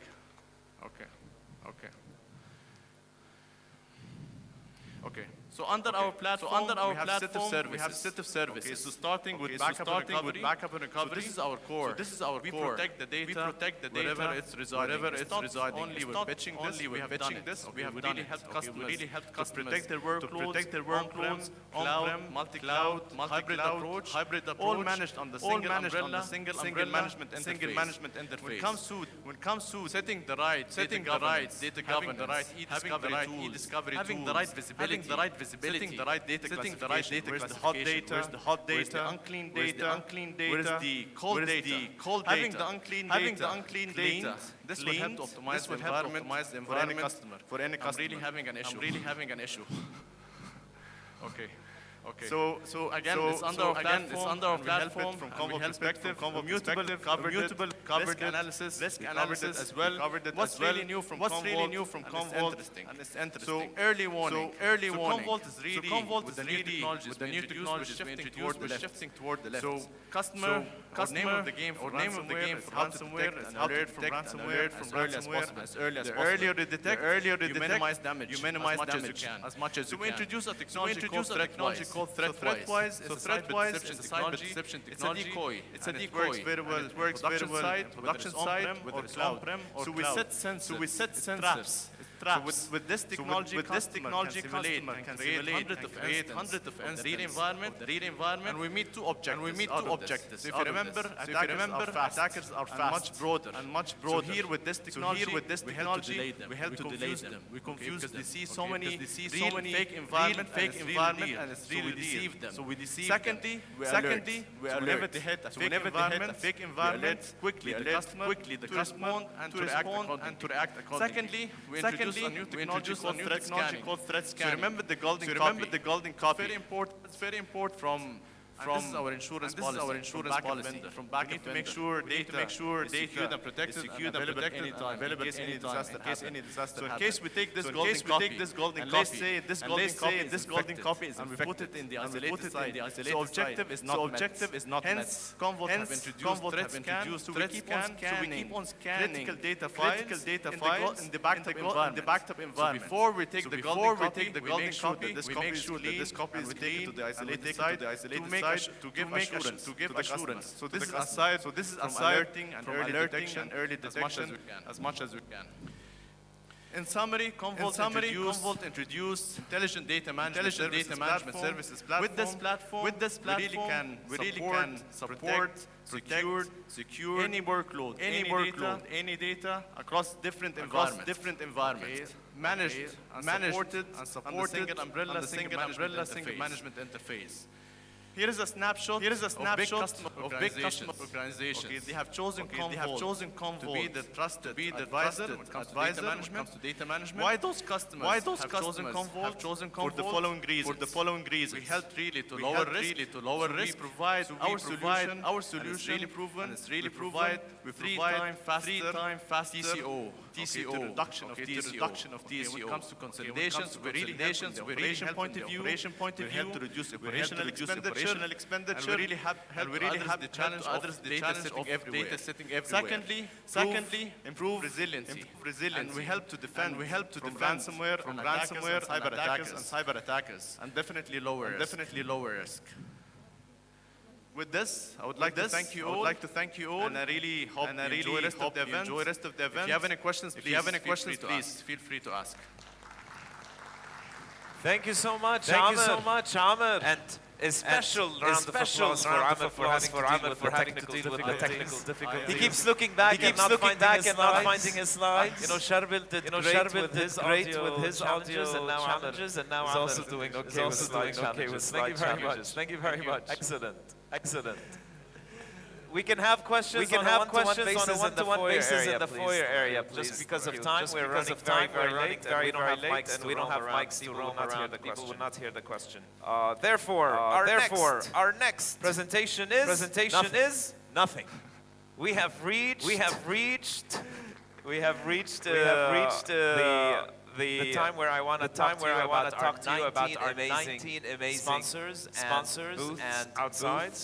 So please go out. They're exhibiting today. And you can get stamps on your passports from every single booth. Some of them went the extra mile. They're running raffle draws and competitions. So Paceler and have a raffle draw. There's 10 winners of $100 each. Hard cash. F9 Infotech has a contest, and you can win an Apple Watch. Visit Connor has three lucky winners that will get their cost savings calculator for free. And then Logitech and Jabra are also having some games. So please go collect your stamps there. With that, I'd like to invite you to lunch. Our lunch is being served outside on the left and on the right side. So let's break for lunch. And be back here by the time for the design where you will get an opportunity to earn a certification. So we'll see you soon. In the workshop back here in an hour's time. Thank you very much.